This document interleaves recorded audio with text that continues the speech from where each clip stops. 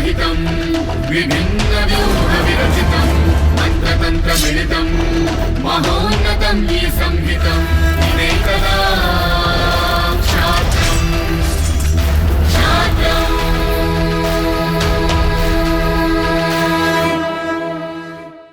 నమస్తే, welcome to క్షాత్రం.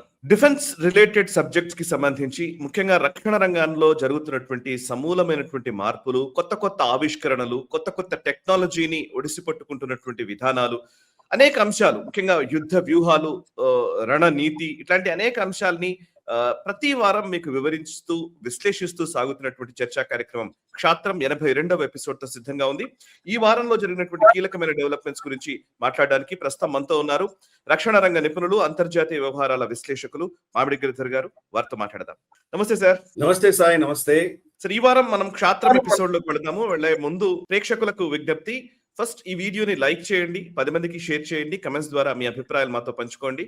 మనసా వాచా కర్మణ దేశ హితం కోసం నేషనల్ స్టెప్ పనిచేస్తోంది. సో మా ప్రయత్నాన్ని ఆశీర్వదించండి, ఆదరించండి, ఛానల్ ని సబ్స్క్రైబ్ చేసుకోండి. అండ్ అంతేకాదు జాయిన్ ఆప్షన్స్ ద్వారా మీరు మెంబర్స్ గా కూడా జాయిన్ కావచ్చు.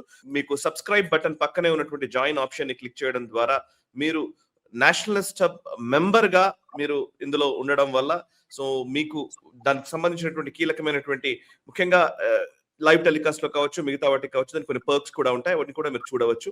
So please join as a member of national step as well as మాకు ఈ స్క్రీన్ పై కనబడేటువంటి యూపీఐ స్కానర్ ని మీరు స్కాన్ చేయడం వల్ల, క్యూఆర్ కోడ్ ని స్కాన్ చేయడం ద్వారా కూడా మీరు సపోర్ట్ ని మాకు అందించవలసిందిగా విజ్ఞప్తి చేస్తున్నాను.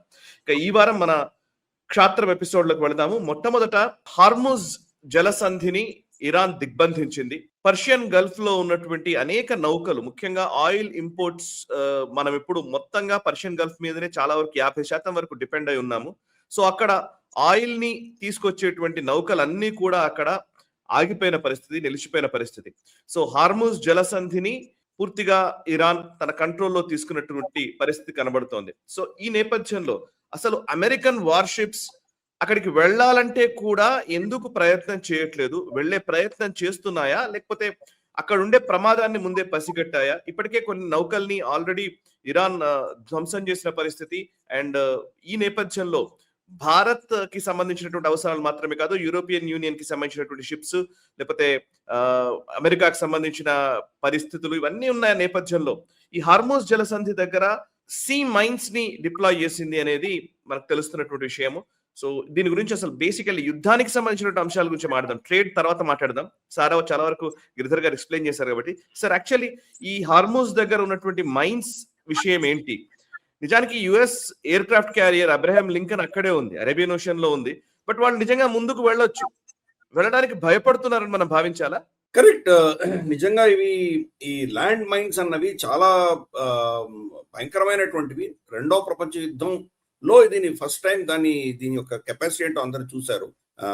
జర్మనీకి సంబంధించిన యూ బోట్స్, తర్వాత వాళ్ళ షిప్పులు ఇవన్నీ రాకుండా నార్త్ సీ ప్రాంతంలో అంతా కూడాను వాళ్ళు సముద్రంలో మైన్స్ పెట్టేసరికి అఫ్ కోర్స్ అప్పుడు షిప్పులన్నీ కూడా చాలా ధ్వంసమైనాయి జర్మనీవి.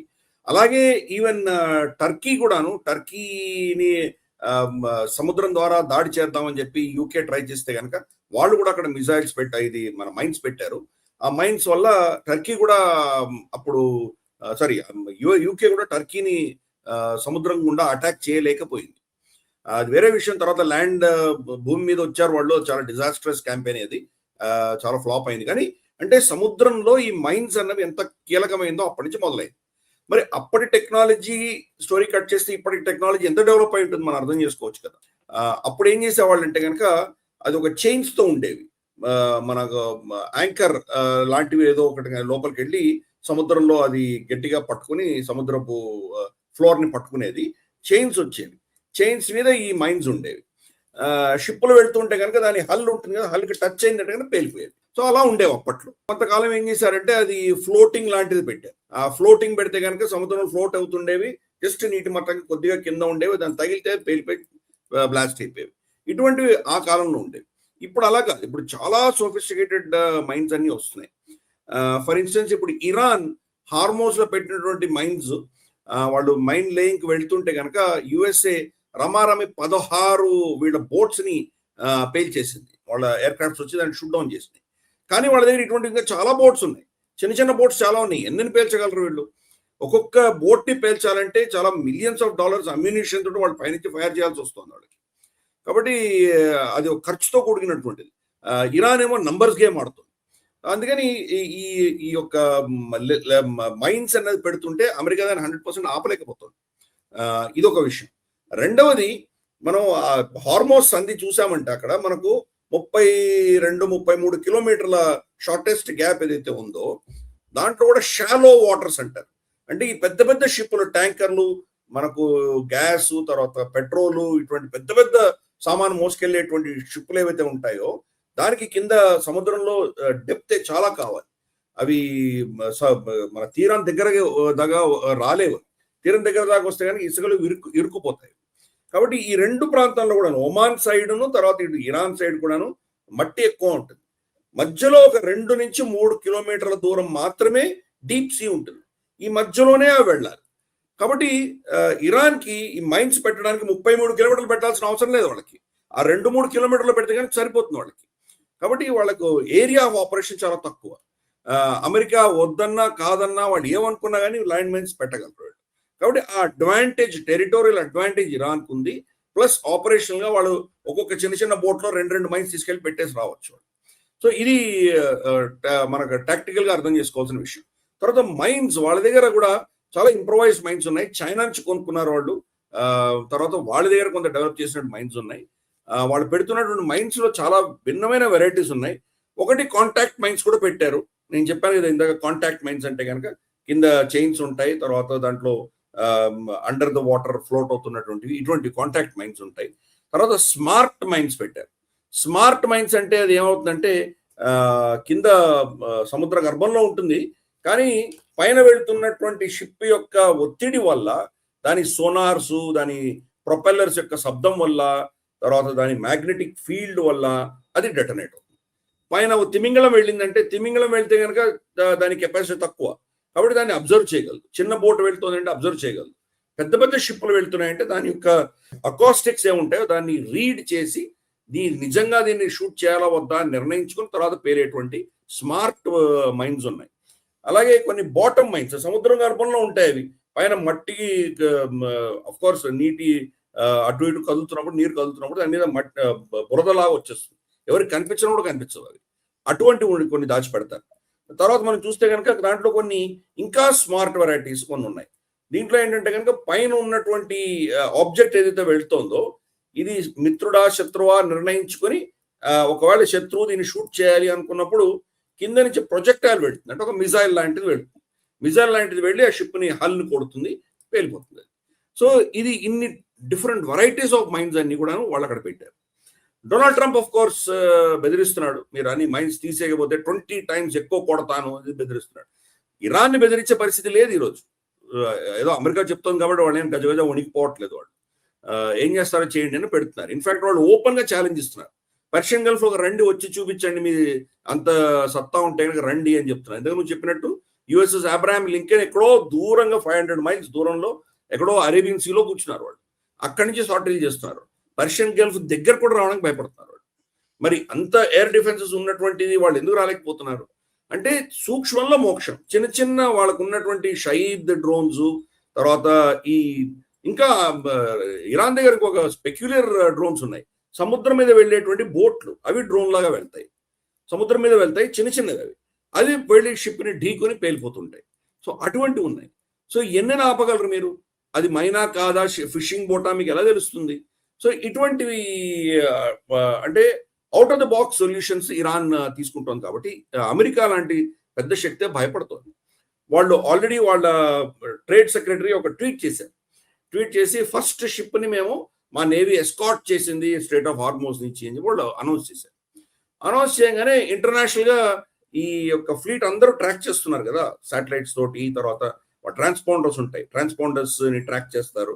అంటే మన జిపిఎస్ డివైస్ లాంటిది, అటువంటిది ట్రాక్ చేస్తారు. ఈ ట్రాక్ చేసి వాళ్ళు ఏం చెప్పారంటే ఒక్క షిప్ కూడా వెళ్ళలేదు, అమెరికా దీన్ని ఎస్కాట్ చేయలేదు అని చెప్పంగానే అతను 2-3 గంటల తర్వాత ఆ ట్వీట్ ని డిలీట్ చేయాల్సి వచ్చింది. సో అది పరిస్థితి. అంటే ఈ రోజు America net security provider Lloyds, యూకేలో ఉన్నటువంటి లాయిడ్స్ ఇన్సూరెన్స్ కంపెనీ హార్మోన్స్ నుంచి వస్తున్న షిప్లకి మేము ఇన్సూరెన్స్ ఇవ్వము అని వాళ్ళు చెప్తే, అమెరికాలో ఉన్నటువంటి డిఎఫ్సి మేము ఇన్సూరెన్స్ ప్రొవైడ్ చేస్తాము, మన నేవీ వాళ్ళని తీసుకెళ్తుంది అని డొనాల్డ్ ట్రంప్ చేసిన ప్రగల్భాలన్నీ కూడాను గ్రౌండ్ లెవెల్లో even Donald Trump $20 billion package కూడా అనౌన్స్ చేశాడు కదా. కరెక్ట్. ఇన్ని అనౌన్స్ చేసిన తర్వాత కూడా వాళ్ళు ఏం చేయలేకపోయారంటే దానికి కారణం ఇదో ఈ మైన్స్ పెట్టారు వాళ్ళు. మైన్స్ పెట్టేసరికి ఈ మైన్స్ యొక్క కెపాసిటీకి ఈవెన్ అమెరికన్ ఫ్లీట్ కూడా, వాళ్ళ డిస్ట్రాయర్స్, వాళ్ళ ఎయిర్ క్రాఫ్ట్ క్యారియర్స్, వాళ్ళ ఫ్రిగేట్స్ ఏవి కూడా అక్కడ దగ్గర దరిదాపు రావడానికి భయపడుతున్నారు. కమర్షియల్ ఎయిర్లైన్స్, కమర్షియల్ షిప్స్ గురించి ఏంటి ఇంకా మరి? వీటికి కనీసం డిఫెన్స్ ఉంటుంది, కింద సోనార్స్ ఉంటాయి, కింద బాంబులని డిటెక్ట్ చేయడానికి ఎలక్ట్రానిక్ వార్ఫేర్ చేయొచ్చు, దాన్ని న్యూట్రలైజ్ చేసుకుంటూ వెళ్ళొచ్చు. చాలా అడ్వాన్స్ టెక్నాలజీస్ ఉంటాయి షిప్లకి, ఈ యుద్ధ నౌకలకి. కానీ నార్మల్ కమర్షియల్ షిప్లకి అవన్నీ ఎందుకు ఉంటాయి? ఉండవు కదా. నార్మల్ అకాస్టిక్స్ ఉంటుంది, అది ఈజీగా వల్నరబుల్, అక్కడ పెట్టి దెబ్బలు అవుతాయి. ఆల్రెడీ 2-3 షిప్ల మీద వీళ్ళు ఆల్రెడీ దాడి చేశారు. అమెరికన్ బౌండ్ షిప్ల మీద దాడి చేశారు. ఎక్కడ చేశారు? అది ఇరాక్ దగ్గర దాడి చేశారు. ఇది స్ట్రేట్ ఆఫ్ హార్మోస్ అన్నది పర్షియన్ గల్ఫ్ ఈస్టర్న్ ఎండ్ అది. కానీ వెస్టర్న్ ఎండ్ కువైత్, ఇరాక్ దగ్గర 2 షిప్ల మీద అమెరికన్ కార్గో ఉన్నటువంటి షిప్ల మీద దాడి చేశారు. అంటే అక్కడే దాడి చేయగలే, స్ట్రేట్ ఆఫ్ హార్మోస్ వీళ్ళు ఏమో ఆపగలరు వీళ్ళు. సో అమెరికా ప్రగల్భాలు ఎన్ని పలికినా కానీ కూడా వాళ్ళు ఏమీ చేయలేని పరిస్థితి ఎందుకు వచ్చిందంటే దీనివల్ల మైన్స్ యొక్క ఇంపార్టెన్స్ ఏంటో మనం అర్థం చేసుకోవాలి. సో యుద్ధంలో ఇవే మైన్స్ ని ఈవెన్ తైవాన్ కూడా చేస్తుంది. తైవాన్ ఏం చేసిందంటే చాలా డ్రిల్స్ చేసింది. Sir, even under water tunnels కూడా ఉన్నాయని చదువుతున్నాము. అండ్ యాక్చువల్లీ అక్కడ నుంచి అండర్ వాటర్ టన్నెల్స్ తెలియకుండానే ఎక్కడి నుంచి ఎటువైపు నుంచి దాడి చేయొచ్చు అనేది ఈవెన్ కొంతమంది నేవల్ ఆఫీసర్స్ కూడా చెప్తున్నారు. సో ఈవెన్ వాళ్ళ బాలిస్టిక్ మిసైల్స్ కూడా లోపల నుంచి సడన్ గా బయటకు ప్రత్యక్షమై కొట్టడానికి కూడా అవకాశం ఉంది అని. నిజమేనా అది? ఇన్ఫాక్ట్ వాళ్ళు రిలీజ్ చేసిన IRGC రిలీజ్ చేసిన వీడియోస్ లో డెజర్ట్ లో మామూలు డెజర్ట్ ఉంది. మామూలుగా మనకు ఏదైనా మిసైల్ ఫైర్ చేయాలంటే మనకు ఫైరింగ్ లాంచ్ ప్యాడ్స్ ఉండాలి. ఇది మట్టిలోంచి వస్తుంది పైకి. అంటే పైన శాటిలైట్ నుంచి చూస్తే మనకి ఏమీ కనిపించదు. అక్కడ మట్టి దిబ్బలు ఉంటుంది, మట్టి దిబ్బలోంచి ఒక దాంట్లో పైకి వచ్చింది. సో దేనిని టార్గెట్ చేస్తుంది అమెరికా. సో వాళ్ళు అదే పనిగా ఏంటంటే వీళ్ళ వెపన్స్ ఖర్చు చేయడానికి కోసం చెప్పేసి బయట కొన్ని లాంచర్స్ పెట్టారు వాళ్ళు. మరి అవి నిజం లాంచర్సా లేకపోతే ఓన్లీ డమ్మీసా, ఫైర్ చేయలేవు ఊరికే పెట్టారా? అఫ్ కోర్స్ కొన్ని తప్పకుండా వీళ్ళ లాంచర్స్ ని డిస్ట్రాయ్ చేసింది అమెరికా, ఇజ్రాయెల్, కాదనడానికి వీల్లేదు. కానీ ఇది ఒక అట్రిషన్ గేమ్ ఆడుతోంది ఇరాన్. వీళ్ళ వెపన్స్ ని ఖర్చు చేయడానికి కోసం ఆడుతోంది గేమ్. కాబట్టి వాళ్ళకు ఎటువంటి టెక్నాలజీస్ అంటే అమెరికా శక్తిని తట్టుకోలేమని తెలిసి ఏం చేయాలి అన్న దాంట్లో వాళ్ళు ఎక్కువ పనిచేశారు. డ్రోన్ టెక్నాలజీలో, మిసైల్ టెక్నాలజీలో కాన్సన్ట్రేషన్ మీద చేశారు. అంటే వీళ్ళ పేట్రియట్ మిసైల్స్ 100 మిసైల్స్ హ్యాండిల్ చేయగలమంటే 200 ఎలా కొట్టాలి, ఇలా వీళ్ళు అసిమెట్రికల్ గా ప్లాన్ చేశారు. కాబట్టి ఈ రోజు అన్ని దెబ్బలు తిన్నా, అంత దారుణంగా వాళ్ళ అసెట్స్ అన్ని దెబ్బతిన్నా, వాళ్ళ కమాండ్ కంట్రోల్ స్ట్రక్చర్ దెబ్బతిని, కమ్యూనికేషన్స్ దెబ్బతిన్నా కానీ కూడా మళ్ళీ ఎదురు దెబ్బ కొట్టగలుగుతున్నారంటే కనుక ఈ ఫ్యాక్టర్ చేసుకున్నారు. ఇజ్రాయెల్ అమెరికా మనల్ని కొడితే ఏమేమి నష్టాలు వస్తాయో తెలిసి దాన్ని ఎలా తట్టుకోవాలి, తట్టుకున్న తర్వాత ఎలా రివర్స్ ఎదురు దాడి చేయాలని వాళ్ళు చాలా ప్లాన్ చేశారు. ఈరోజు ఫస్ట్ రౌండ్ ఆఫ్ అటాక్స్ లో మొదటి 3 రోజుల్లో $11-12 బిలియన్ ఖర్చు పెట్టింది అమెరికా. రమారమి 800 పేట్రియట్ మిసైల్స్ వాళ్ళు ఫైర్ చేశారు. పేట్రియట్ తర్వాత యారో ఇవన్నీ కూడా ఫైర్ చేశారు. వాళ్ళ ప్రొడక్షన్ కెపాసిటీ ఏంటంటే సంవత్సరానికి 18 ప్రొడ్యూస్ చేయగలరు, నెలకి 18 ప్రొడ్యూస్ చేయగలరు. నెలకి 18 ప్రొడ్యూస్ చేస్తే దాన్ని మొదటి 3 రోజులని 800 ఖర్చు పెట్టారంటే కనుక రమారమి 5-6 సంవత్సరాల ప్రొడక్షన్ ఖర్చు పెట్టేశారు వాళ్ళు. ఇప్పుడు ఇంకా ఇది కనుక ఒక సంవత్సరం నడిచిందంటే పరిస్థితి ఏంటి వాళ్ళది? వాళ్ళు అన్ని ప్రొడ్యూస్ చేసే కెపాసిటీ లేదు.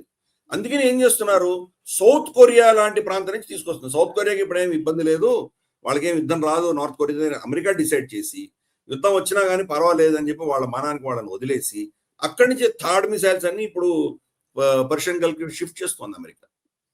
అంటే క్యానిబలైజ్ చేస్తోంది. వీళ్ళు మిగతా థియేటర్స్ లో ఉన్నటువంటి వీళ్ళ అసెట్స్ అన్ని కూడా ఇక్కడ షిఫ్ట్ చేస్తున్నారు.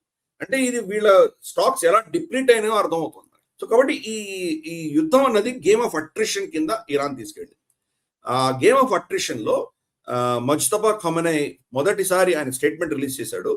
అఫ్ కోర్స్ ఆయన ఫిజికల్ గా కెమెరా ముందు వచ్చి మాట్లాడలేదు, కానీ ఆయన స్టేట్మెంట్ ని వాళ్ళ స్టేట్ మీడియా అనౌన్స్ చేస్తూ ఏం చెప్పారంటే, ఒక్క షిప్ కూడా మేము పంపించము, స్ట్రేట్ ఆఫ్ హార్మోజ్ నుంచి మేము ఆపేస్తాము, strait of Hormuz is closed అని ఆయన స్టేట్మెంట్ ఇచ్చాడు. సో మనం ఈ రోజు క్షాత్రంలో మనం ఆ స్టేట్మెంట్ వెనకాల వాళ్ళకున్న శక్తి గురించి మాట్లాడుతున్నాం. అది మైన్స్, అవి సముద్రంలో పెట్టినటువంటి మైన్స్. ఆ mines smart mines. For instance 2 భారతీయ నౌకలకి వాళ్ళు పర్మిషన్ ఇచ్చారని తెలుస్తుంది. 2 ఇండియన్ ఫ్లాగ్ షిప్స్ మనం సక్సెస్ఫుల్ గా అక్కడి నుంచి వచ్చినాయి. ఆల్రెడీ మన గుజరాత్ కోస్ట్ లో వచ్చి వాళ్ళు డాక్ అయినాయి. 3వది ఒక థాయిలాండ్ మయూరి నారి అని చెప్పేసి ఒక థాయిలాండ్ బ్యాంకాక్ బేస్ ఒక షిప్ మీద వాళ్ళు దాడి చేశారు. దాంట్లో ఒక భారతీయుడు చనిపోయాడు. అఫ్కోర్స్ అది భారతీయ ఫ్లాగ్ షిప్ కాదు, థాయిలాండ్ ఫ్లాగ్ షిప్, కానీ దాని మీద అటాక్ అయింది. కానీ అదే సమయంలో 2 భారతీయ నౌకలు మాత్రం దాని నుంచి సురక్షితంగా రాగలిగినాయి. అంటే వాళ్ళు పెట్టిన మైన్స్ చాలా సేఫ్, అంటే కంట్రోల్ చేసేటువంటి మైన్స్ పెట్టుకున్నారు. వాళ్ళు ఏ షిప్ ని పేల్చాలి, ఏ షిప్ ని పేల్చకూడదు వాళ్ళు నిర్ణయించి, వాళ్ళు పర్మిట్ చేసే షిప్పులు వెళతాయి, వాళ్ళు పర్మిట్ చేయని షిప్పులు వెళ్ళవు. ఇది పరిస్థితి. ఎందుకంటే కొంతమంది నన్ను అడిగారు, మరి అలాంటప్పుడు డుకామ్ పోర్ట్ ఉంది కదా మనకు, ఇది ఒమాన్ పోర్ట్ ఉంది. ఎందుకంటే స్ట్రేట్ ఆఫ్ హార్మోజ్ లో నార్త్ లో ఇరాన్ ఉంటుంది, సౌత్ లో చిన్న టిప్ ఒమాన్ ఉంటుంది. అది చాలా పెక్యులర్ జాగ్రఫీ. ఆ చిన్న ముక్క ఒమాన్ది, చుట్టూతన యుఏఈ ఉంటుంది. మిగతా ఒమాన్ కిను ఈ చిన్న ముక్క ఒమాన్ కి కనెక్షన్ లేదు, ల్యాండ్ కనెక్షన్ లేదు యాక్చువల్. సో అది చాలా జాగ్రఫీ చాలా పెక్యులర్ ఉంటుంది. నేను వెళ్ళాను యాక్చువల్గా బార్డర్ దాకా, డుకామ్ పోర్ట్ దాకా వెళ్ళాను నేను యూఏలో పనిచేసేటప్పుడు. తర్వాత ఒమాన్ టెరిటరీ దాటి అక్కడ ఫుజైరాకి అటు వెళ్ళేటప్పుడు దాని నుంచి వెళ్ళొచ్చు. మనకు అక్కడ వర్క్ పర్మిట్ ఉంటే మనకు పర్మిట్ చేస్తారు వెళ్ళడానికి, ట్రాన్సిట్ పర్మిషన్ ఇస్తారు. సో నేను వెళ్ళాను, ఆ ఏరియా అంతా చూశాను నేను. సో ఆ ఏరియాలో మరి ఒమాన్ పోర్ట్ మీద గుండా వెళ్ళొచ్చు కదా, ఒమాన్ సెక్యూరిటీ ఉంటుంది కదా, ఒమాన్ టెరిటోరియల్ వాటర్స్ వెళ్ళొచ్చు కదా అని చాలా మంది చెప్పారు. కానీ నేను ఇందాక చెప్పాను కదా, ఒమాన్ వాటర్స్ అన్ని కూడా షాలో వాటర్స్, అంటే అక్కడ డెప్త్ లేదు, మట్టి ఉంటుంది, అక్కడ ఇసుక ఉంటుంది. ఈ పెద్ద పెద్ద షిప్పులు దాంట్లో వెళ్ళింటే ఇసుకలు కూరుకుపోతాయి. అది మేజర్ ప్రాబ్లం అవుతుంది. సో చూడ్డానికి 33 కిలోమీటర్లు ఉన్నా మధ్యలో ఒక 2-3 కిలోమీటర్లు మాత్రమే నావిగేషన్ కి వీలైనటువంటి ప్లేస్. మిగతావన్నీ కూడా పెద్ద పెద్ద షిప్లు వెళ్ళలేదు. అందుకని వాళ్ళు స్ట్రాటజిక్ గా ఈ 2-3 కిలోమీటర్లనే వాళ్ళు ఈ మైన్స్ పెట్టారు, స్మార్ట్ మైన్స్ పెట్టారు. అవి మనం చూస్తున్నాము. దాని వాళ్ళకి కావాల్సిన దానికి టార్గెట్ చేయగలరు, వద్దనుకున్న వాటికి వాళ్ళు వదిలేస్తున్నారు. కాబట్టి ఇరాన్ ఈరోజు కంప్లీట్ స్ట్రేట్ ఆఫ్ హార్మోజ్ వాళ్ళ చేతిలో ఉంది. అమెరికా వద్దన్నా కాదన్నా వాళ్ళ చేతిలో లేదు. దాన్ని ఎస్కాట్ చేస్తాము, దాన్ని అది చేస్తాం, ఇది చేస్తాం అంటున్నారు. ఏం చేయలేక డొనాల్డ్ ట్రంప్ ఏమంటున్నాడంటే ఆ మైన్స్ తీసేయని ఇరాన్ చెప్తున్నాడు. ఇరాన్ ఎందుకు తీస్తుంది? నువ్వు తీయకపోతే నీ మీద అటాక్ చేస్తాను అంటున్నాడు. ఇంతవరకు అటాక్లు అయ్యి నేను పట్టించుకుని వాడు ఈరోజు ఈ బెదిరింపులకి ఎందుకు వాడు పట్టించుకుంటారు వాళ్ళు? కాబట్టి యుద్ధంలో వాళ్ళ టర్మ్స్ ని అమెరికా ఒప్పుకుంటే కానీ వాళ్ళు దిగే పరిస్థితిలో లేరు వాళ్ళు. ఇది ఒక major game changer. So mines ఎంత క్రూషియల్ అనేది ఇందాక నేను చెప్తూ నేను ఏం చెప్పానంటే టైవాన్ కూడా ఇదే ప్రాక్టీస్ చేసింది.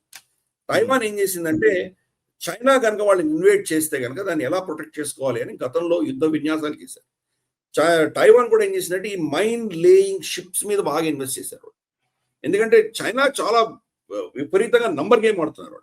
ఫ్లీట్ కొన్ని 100 షిప్లు వచ్చేసి పడిపోతాయి వీళ్ళ మీద. అప్పుడు టైవాన్ కున్న కెపాసిటీ సరిపోద్దు, వాళ్ళు ఆపలేరు. పైనుంచి ఎంత బొంబార్డ్మెంట్ చేసినా సీ ఇన్వేషన్ అవ్వదు, టైవాన్ ని టేక్ ఓవర్ చేయలేరు. వీళ్ళు ఏం చేశారంటే కింద ల్యాండ్ మైన్స్ ఎలా పెట్టాలి, ల్యాండ్ మైన్స్ ఎలా తీయాలి, ఇది తరచూ దాని ఎక్సర్సైజెస్ చేసింది టైవాన్. సో అందుకని ఈ ల్యాండ్ మైన్స్ అనేవి ఎంత క్రూషియలో మనం అర్థం చేసుకోవాలి. మనకేంటంటే మనకు చాలా పెద్ద కోస్ట్ లైన్ ఉంది. మన కోస్ట్ లైనే కాదు, మనకు లక్షద్వీప్ ఐలాండ్స్, అండమాన్ నికోబార్ ఐలాండ్స్ అవి కూడా చాలా క్రూషియల్. దాని దగ్గర శత్రువులు రాకుండా సీ మైన్స్ అవి పెట్టాలి. అవి మన షిప్లకి ఏం కాకుండా దాన్ని ఎలా మానిటర్ చేయాలి. ఎందుకంటే సీ కరెంట్స్ ఉంటుంది, సీ కరెంట్ ఉన్నప్పుడు జరిగిపోతుంటాయి. అది జరిగిపోతున్నప్పుడు ఎలా ట్రాక్ చేయాలి, ఈ ప్రోటోకాల్స్ అన్ని కూడా మనం చాలా సీరియస్ గా మనం కూడా దీని గురించి ఆలోచించాలి. ప్రతి యుద్ధము మనకి ఏవో పాఠాలను నేర్పిస్తుంటుంది. ఈ రోజు ఇరాన్ వాళ్ళ స్ట్రాటజిక్ గా వాళ్ళ జాగ్రఫీని ఎలా వాడుకుంటున్నారు, సూక్ష్మంలో మోక్షం ఎలా సాధిస్తున్నారు. వాళ్ళు కొన్ని మైన్స్, కొన్ని ఒక 100-200 మైన్స్ పెట్టంగానే అమెరికా అంతటి సూపర్ పవర్ అక్కడికి వెళ్ళడానికి భయపడుతోందంటే కనుక వాళ్ళ కెపాసిటీ ఏంటో అర్థం చేసుకోవాలి. రేపటి రోజు మనం చైనాని ఇలాగే చేయదలుచుకుంటే కనుక మన ఏదైతే మనకు వాళ్ళు నికోబార్ ఐలాండ్స్ నుంచి వాళ్ళు వెళ్ళాలో, అక్కడి నుంచి మన మలక్కా స్టేట్కి వెళ్ళాలో, అక్కడ మనం ఏమైనా క్రిటికల్ గా వీళ్ళని ఆపగలిగినటువంటి టెక్నాలజీ మనం ఇటువంటి మైన్స్ లో చేయగలమా అన్నది కూడా మనం సీరియస్ గా చూడాలి. బహుశా మనం చూస్తున్నాం, అది చెప్పట్లేదు. మనకు ఉన్నటువంటి కెపాసిటీస్ మనం చాలా దాచిపెడుతున్నాం. మనం అక్కడ అండమాన్ నికోబార్ ఐలాండ్స్ లో మనకు యూనిఫైడ్ కమాండ్ ఉంది. కాబట్టి ఈ దృష్ట్యా మనం సీరియస్ గా ఇటువంటి స్ట్రాటజికలీ మనం దీర్ఘకాలీనంగా ఆలోచన చేసి చైనా యొక్క శక్తిని కౌంటర్ చేయడానికి మనం అంత శక్తి అన్ని షిప్పులు మనం పెట్టలేం కాబట్టి ఇగో ఇటువంటివి మనం కూడా ప్లాన్ చేస్తే కోర్స్ మనకు ఉన్న ప్లానింగ్స్ మనం బయటకు తెలియట్లేదు. తప్పకుండా దీని నుంచి గుణపాఠాలు నేర్చుకుని మనం కూడా ఇటువంటి కౌంటర్ మెషర్స్ తయారు చేసుకుంటే చైనా లాంటి పెద్ద శక్తిని కూడా మనం ఎదుర్కోవచ్చు. Yes sir. మన భారతదేశంలోని డెవలప్మెంట్స్ గురించి మాట్లాడుకుందాం sir. Ghatak UCAV unmanned combat aerial vehicle. So నిజానికి ఇప్పుడు అసిమెట్రిక్ వార్ఫేర్ గురించి మనం చాలా సార్లు మాట్లాడుతూ ఉన్నాము. అమెరికా ఈరోజు చాలా ఇబ్బంది పడుతోంది, ఎందుకంటే థాడ్ లాంటి వాళ్ళ రేడార్ సిస్టమ్స్ లేకపోతే వాళ్ళ డిఫెన్స్ సిస్టమ్ నే ఇప్పుడు చిన్న చిన్న డ్రోన్లతో కొట్టేస్తున్నది ఇరాన్. సో ఇట్లాంటి టైంలో మనం కూడా ఆ డ్రోన్ టెక్నాలజీని మనం విపరీతంగా ఈ మధ్య కాలంలో పెంచుకుంటూ ఉన్నాము. మనం చాలా సార్లు మాట్లాడుతూనే ఉన్నాము. అందులో ఇంతకు ముందు కూడా మనం మాట్లాడాము, షేస్ నాగ్ గురించి మనం మాట్లాడాము. సరే, ఘాతక్ యుసిఏవి ఇప్పుడు అన్మాన్డ్ కాంబాట్ ఏరియల్ వెహికల్స్ ఏవైతే ఉన్నాయో వీటిని ఇప్పుడు భారతదేశము ఆల్రెడీ మనం ప్రొక్యూర్ చేసుకోవడానికి అప్రూవల్ వచ్చినట్టుగా తెలుస్తోంది. సో ఇది టర్కీ డ్రోన్స్ కన్నా సమర్థవంతమైంది అని తెలుస్తున్న విషయం. దీని స్పెషాలిటీ ఏంటి? ఇది ప్రస్తుతం ఎలా మన భారత ఆర్మ్డ్ ఫోర్సెస్ కి ఉపయోగపడుతుంది సార్? ప్రస్తుతానికి దీన్ని మాస్ ప్రొడక్షన్ కి క్లియర్ చేసింది ప్రభుత్వము. 60 ఘాతక్ యుసిఏవిస్ కి ఆర్డర్ ఇవ్వడానికి సిద్ధపడుతున్నారు. త్వరలోనే అది మనకు డిఫెన్స్ అక్విజిషన్ కౌన్సిల్ దగ్గరకు వస్తుంది, తర్వాత సిసిఎస్ దగ్గరకు వెళ్తుంది. మనం దాన్ని కవర్ చేద్దాము. బట్ ప్రస్తుతానికి ట్రయల్స్ అన్ని అయిపోయినాయి. దీన్ని మాస్ ప్రొడక్షన్ కి క్లియరెన్స్ వచ్చేసింది. 60 కొనడానికి కూడా నిర్ణయించుకున్నారు ఆల్రెడీ. ఈ పేపర్ వర్క్ అవుతుంది, త్వరలోనే అది కూడా రిలీజ్ అవుతుంది. ఈ ఘాతక్ యొక్క స్పెషాలిటీ ఏంటంటే కనుక సూక్ష్మంలో మోక్షం. అగైన్ మనం చైనాతో కంపీట్ చేయలేం. చైనా ఇప్పుడు JF-20 అని చెప్పి 5th జనరేషన్ ఫైటర్ తీసుకొచ్చారు. JF-35 అంటున్నారు. ఇవన్నీ కూడా ఆఫ్ కోర్స్ అమెరికన్ F-35కి దీనికి కాంపిటీషన్ గా అవే నంబర్లు పెడుతున్నారు వాళ్ళు. 6th జనరేషన్ ఎయిర్ క్రాఫ్ట్ మీద వాళ్ళు పనిచేస్తున్నారు. 5th జనరేషన్ అంటేనే స్టెల్త్, మనం దాన్ని డిటెక్ట్ చేయలేము అటువంటిది. మరి 6th జనరేషన్ లో ఎటువంటి ఫీచర్స్ ఉండబోతున్నాయో ఇవన్నీ కూడాను దేర్ ఆల్ మిస్టరీ. ఇప్పుడు ప్రపంచంలో ఎవరి దగ్గర 6th జనరేషన్ ఫైటర్ జెట్ లేదు. అమెరికా పనిచేస్తోంది, రష్యా పనిచేస్తోంది, చైనా పనిచేస్తుంది. ఈ 3 దేశాలు పనిచేస్తున్నాయి వాటి మీద. దాని డెఫినేషన్స్ ఒక్కొక్క దేశానికి డిఫరెంట్ గా ఉంటుంది. కాబట్టి చూడాలి ఫైనల్ గా అది ఏ రూపంలో వస్తుందో. ప్రోటోటైప్ వచ్చినప్పుడు మనకు అర్థం చేసుకోవచ్చు. బట్ 5th జనరేషన్ వాళ్ళ దగ్గర ఉండగా మన దగ్గర 4.5 జనరేషన్ మన దగ్గర ఉన్నాయి. సో మనకంటే చాలా అడ్వాన్స్డ్ ఎయిర్ క్రాఫ్ట్స్ వాళ్ళ దగ్గర ఉన్నట్లు చైనా చెబుతోంది. వాళ్ళ అడ్వాన్స్డ్ టెక్నాలజీ ఏంటో మనం చూసాము, ఆప్ సింధూర్లో చూసాము, ఇరాన్లో ఏమైందో చూసాం మనం. బట్ ఎనీవే, బట్ దాన్ని ఎప్పుడు కూడా శత్రువుని మనం ఎప్పుడు కూడా లైట్ గా తీసుకోకూడదు. కాబట్టి లెట్ us assume వాళ్ళ దగ్గర ఆ టెక్నాలజీ ఉంది, వాళ్ళ దగ్గర ఆ నంబర్స్ గేమ్ ఆడగలరు వాళ్ళు అనుకున్నప్పుడు దాన్ని ఎలా కౌంటర్ చేయగలము? మనం ఈరోజు GE-404 ఇంజన్లు రాక మనకు మన తేజస్ ప్రోగ్రామ్ అంతా కూడాను కుంటుపడి ఉంది. ఆమ్కా ప్రాజెక్ట్ ఇంతవరకు టేక్ ఆఫ్ అవ్వలేదు. ఇంకా ఫస్ట్ ప్రోటోటైపే రాలేదు. అది ఈ సంవత్సరం వస్తుందో వచ్చే సంవత్సరం వస్తుందో తెలియదు. బహుశా మోస్ట్ లైక్లీ 2028లో ఫస్ట్ ప్రోటోటైప్ ని మనం టెస్ట్ చేస్తాం అని అనుకుంటున్నారు అందరూ కూడాను. ఇది ప్రొడక్షన్ అయ్యి ఆమ్కా మన చేతికి వచ్చేసరికి 2038 2040 అవుతుంది అది. సో అందుకని ఇంతకాలం వరకు మన పరిస్థితి ఏంటి? వాళ్ళు JF-20 JF-35 మన మీద వేస్తే మన పరిస్థితి ఏంటి? కానీ కౌంటర్ చేయడానికి అని చెప్పి మనం చాలా కాలంగా UCAV unmanned combat aerial ware. Combat అంటే యుద్ధం చేయడానికి, అంటే పైలట్ లెస్. మామూలుగా మన తేజస్ సుఖాయిలో పైలట్ ఉంటాడు, దీంట్లో పైలట్ లేకుండా ఉన్నటువంటివి మనం తయారు చేసే దిశగా మనం చాలా పనిచేసాం మనం. బైరాట్కర్ ఆఫ్ కోర్స్ ఈరోజు మోస్ట్ ఫేమస్ ఈ ప్రాంతం అంతా కూడాను, యూరో ఏషియాలో అంతా కూడాను బైరాట్కర్ అనేది చాలా చాలా పాపులర్. అది పాకిస్తాన్ కి చాలా ఇచ్చారు వాళ్ళు, చాలా నంబర్స్ ఇచ్చారు వాళ్ళు. బైరాట్కర్ ఒక దానికి ఒక అంటే మన జనరల్ అటామిక్స్ అమెరికాలో ఎంత పాపులరో అలాగే బైరాట్కర్ కూడా అంతే పాపులర్. బైరాట్కర్ ని తలదన్నే దిశగా దీంట్లో మనం UCAV ఏదైతే ఘాతక్ ఉందో దాంట్లో మనం పెట్టుకున్నాం. మొట్టమొదటిది కీలకమైనది ఏంటంటే దీంట్లో మన కావేరీ ఇంజన్ ఏదైతే ఇంతకాలం 17 సంవత్సరాలు మనం రీసెర్చ్ చేసామో దాంట్లో డ్రై ఇంజన్ అంట. ఇది కూడా మనం క్షాత్రంలో గతంలో డిస్కస్ చేసాము, ఇప్పుడు నేను డీటెయిల్ వెళ్ళదలుచుకోలేదు. డ్రై తర్వాత ఆఫ్టర్ బర్నర్ 2 ఉంటాయి. ఆఫ్టర్ బర్నర్ పెట్టినప్పుడు దాని థ్రస్ట్ 80-85 కిలో న్యూటన్స్ కంటే ఎక్కువ ఉంటే కనుక మనం తేజస్లోనే పెట్టుకోవచ్చు. ఈ రోజు ఆ టెస్టింగ్స్ అవుతున్నాయి. ఆఫ్టర్ బర్నర్ దాన్ని అటాచ్ చేసి ఫస్ట్ ఇంజన్ మనం ఛాత్రంలో చూపించాం కూడా కొన్ని ఎపిసోడ్స్ ముందర. బట్ అది ఇంకా డెవలప్మెంట్ స్టేజ్.